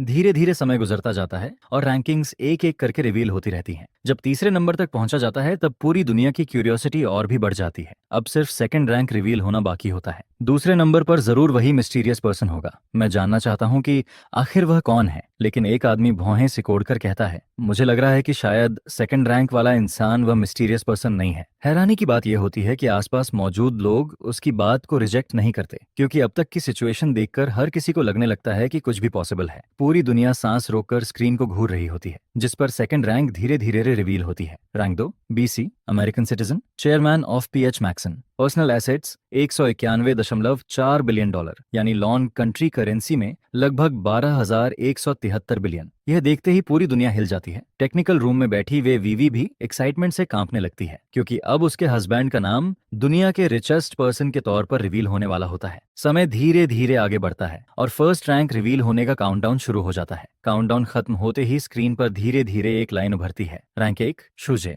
लॉन country citizen, personal assets 39,000 billion लॉन country currency, total equivalent 613.1 billion US dollar. शूजे की बाकी डिटेल्ड इन्फॉर्मेशन अगली रैंकिंग्स में धीरे धीरे रिवील की जाएगी। यह देखकर मैं टीवी स्क्रीन घूरता रह जाता हूँ। क्या उन्होंने तो कहा था कि मेरी आइडेंटिटी अगले महीने की पहली तारीख को रिवील होगी, फिर अभी क्यों पब्लिक कर दी? यह सोचते ही मैं तुरंत फोन उठाकर मिनिस्टर झांग को कॉल करता हूँ। कॉल कनेक्ट होते ही मैं सीधा पूछता हूँ, मिनिस्टर झांग, आपने कहा था कि मेरी आइडेंटिटी बाद में रिवील होगी, फिर अब रैंकिंग में धीरे धीरे सब कुछ क्यों पब्लिक किया जा रहा है? जिस पर मिनिस्टर झांग जवाब देते हैं, क्योंकि तुमने कैंसर क्योर किया है, एस डिजीज को कंट्रोल किया, हार्ट और लंग डिजीजेस पर ब्रेक थ्रू किया, और अब हैंगओवर कैप्सूल भी बना ली। तुम्हारी बनाई हुई ये मेडिसिन आगे आने वाली रैंकिंग्स में एक एक करके पब्लिक होंगी। इसके बाद वह फिर कहते हैं, ऊपर वालों ने डिस्कशन के बाद यह भी डिसाइड किया है कि साउथ हेवन गेट प्रोजेक्ट और स्पेस स्टेशन की इंफॉर्मेशन भी साथ में पब्लिक की जाएगी, लेकिन फिलहाल ये रिवील नहीं किया जाएगा कि उन फ्यूचरिस्टिक वेपन्स को तुमने रिसर्च किया है। अभी सिर्फ अचीवमेंट्स पब्लिक होंगी, तुम्हारी बाकी इंफॉर्मेशन को हाईएस्ट लेवल सीक्रेसी में रखा जाएगा।